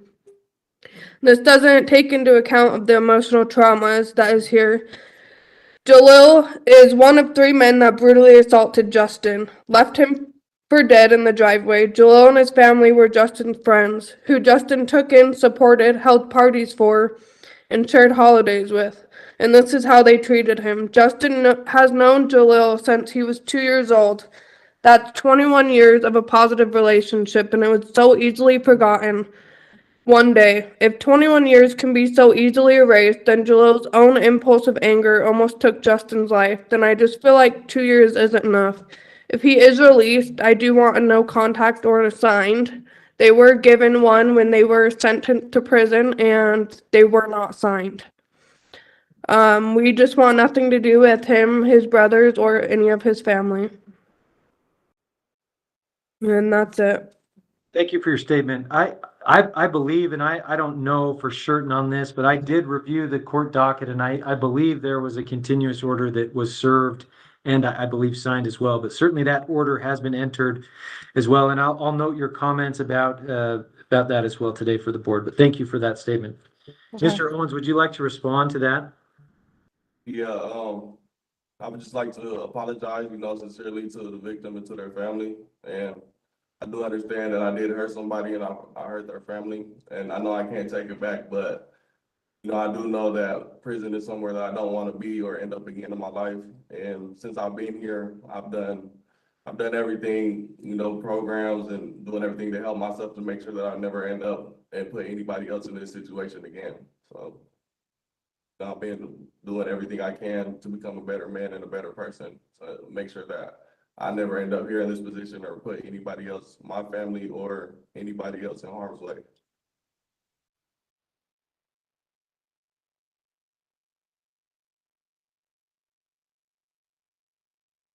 Okay, thank you for your statement and the response. Since arriving at the facility, I show that you've successfully completed Inside Out Dad and anger management. I think you're currently in MRT. It's been just over a month. I reviewed as well, attached to your packet that you sent us, certificates of completion, so Inside Out Dad and e-learning anger management, and then a class that's titled, quote, "Change is not an event, it's a process." I guess first, when are you scheduled to complete the MRT? I know they originally brought me out to this county to do MRT because it was so full in the prison. So I know that was one CBT that I had to finish. So I don't know when I was scheduled to do it, but I know I'll be done with it pretty soon though. So pretty soon, what does that mean? How long? I think it's a 12-step stage program as far as I understand it. What stage are you on? I'm on steps 4 and 5. So we do 2 steps every class that we go. So You go probably once a week, is that right? once a week, every other week. So it's like a couple of, so I'll have So it's like 2 steps, it's like a step a week. So your Yes. statement is that you're on 4 and 5 right now. That'd be 4 and 5, 6 and 7, 8 and 9, 10, 4 weeks. Is that correct? Or no, 8 weeks. Is that right?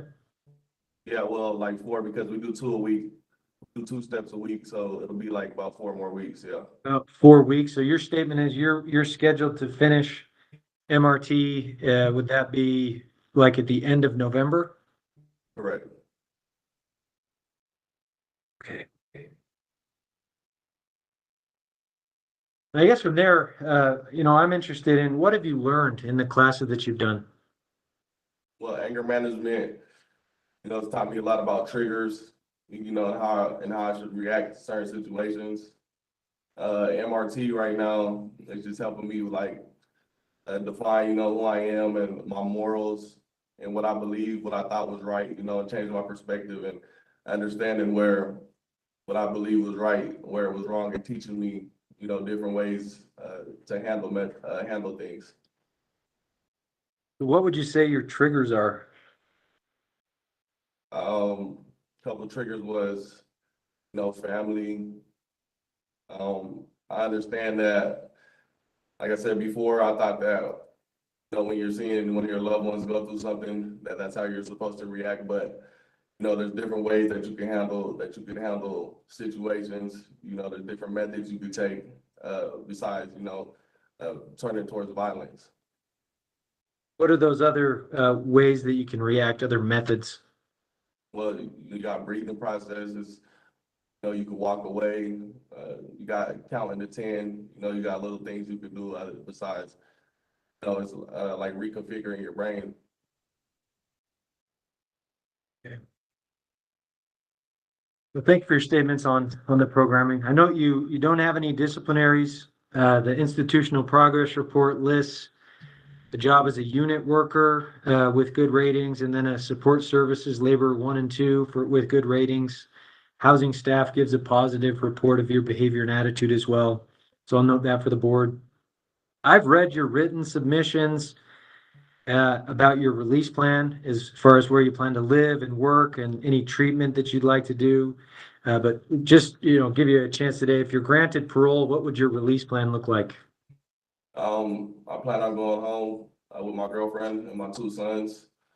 I got a family friend and he works in a temp agency. He's a supervisor or manager, I believe, but we've already discussed, so he has jobs waiting for me out there if I am granted parole. Okay. Did you say you worked at Genmar, like as a forklift operator before? Are you planning to do that, or I guess temp work now through this as your friend? Yeah, so that's another job also, because that's through a temp agency also that I know I Okay. can go back to, but yeah, either there, or I'll be going through my family friend. Okay.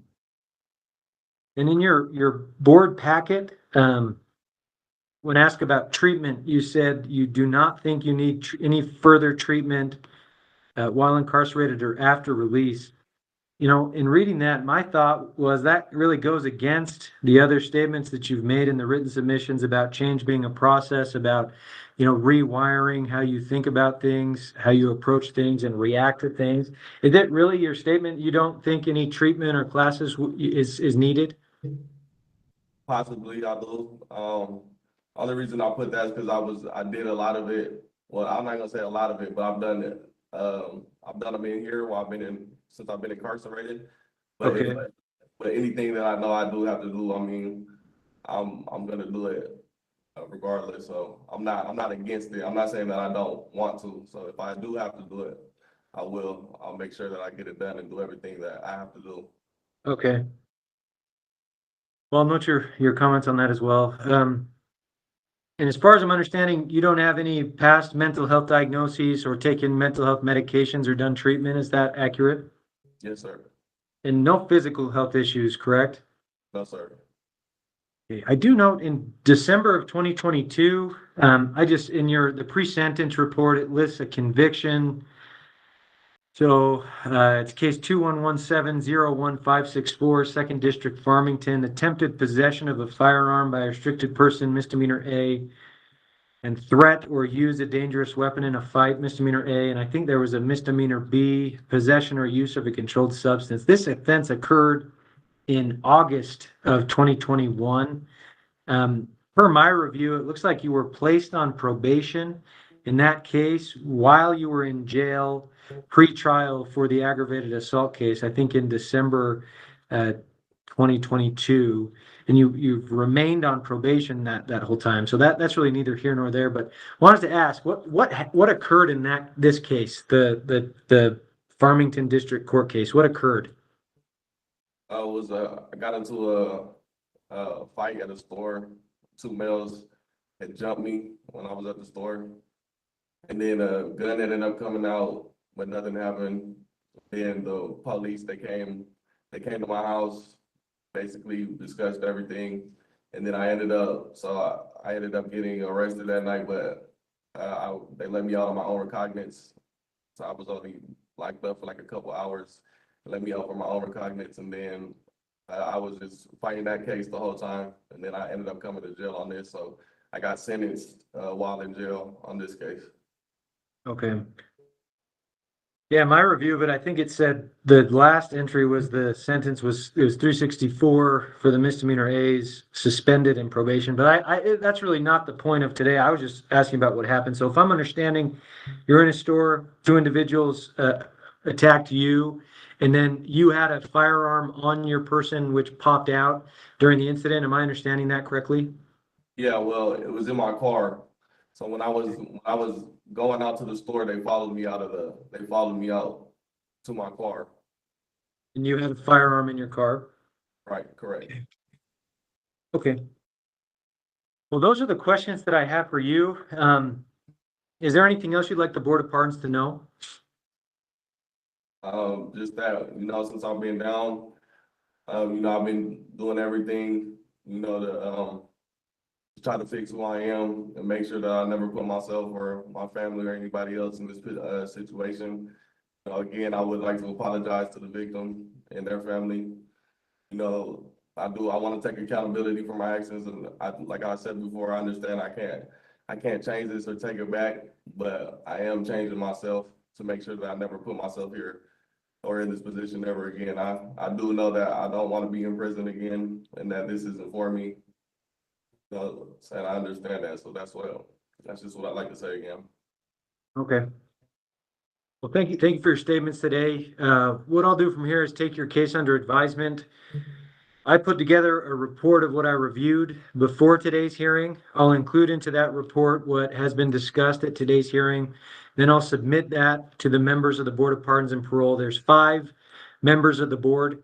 They make decisions by a majority vote, so 3 out of 5 have to agree. Usually that process takes a few weeks. Sometimes it can take just a couple days, a few days for a decision to be made. Sometimes it takes a bit longer than that, a few weeks for a decision to be made. Once that decision is made, we will send it in writing through the mail to you, Mr. Owens, and the decision will be posted on the Board of Pardons website for anyone in the community that would like to access it there. So with that, thanks to all who participated in today's hearing. I wish you the best of luck moving forward, and we'll go ahead and conclude today's hearing.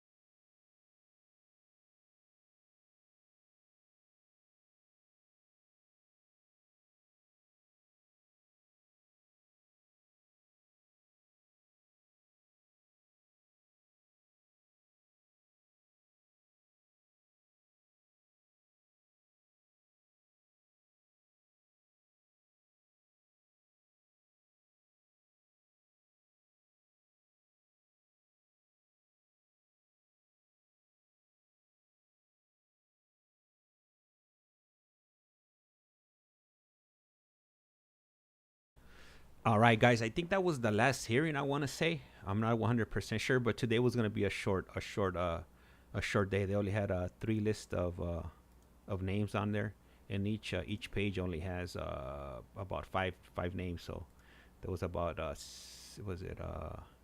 12 people today. Okay, bummer, everyone. Hey, yeah. So I'm gonna check. I think for Connecticut they might have something. I'll double check. I know I recorded one the other day that I didn't post, so maybe I'll upload it right now so you guys can have something to watch. But hey, I do appreciate you guys, tuning in. I just been having other things going on, that I haven't been able to, dedicate to, sit around and, watch some of these hearings. But, I still try to post them up, whenever it's available. Normally on Fridays, there isn't that many hearings going on. So, but, oh, you know what? I might start doing Pima County, Pima County. There's courts that happen in the mornings and the evenings. So I might start doing some of those. But I appreciate you guys. And like I said around here, lights like a candle. Once you blow it out, it lights out. And with that, I'm out. Rato.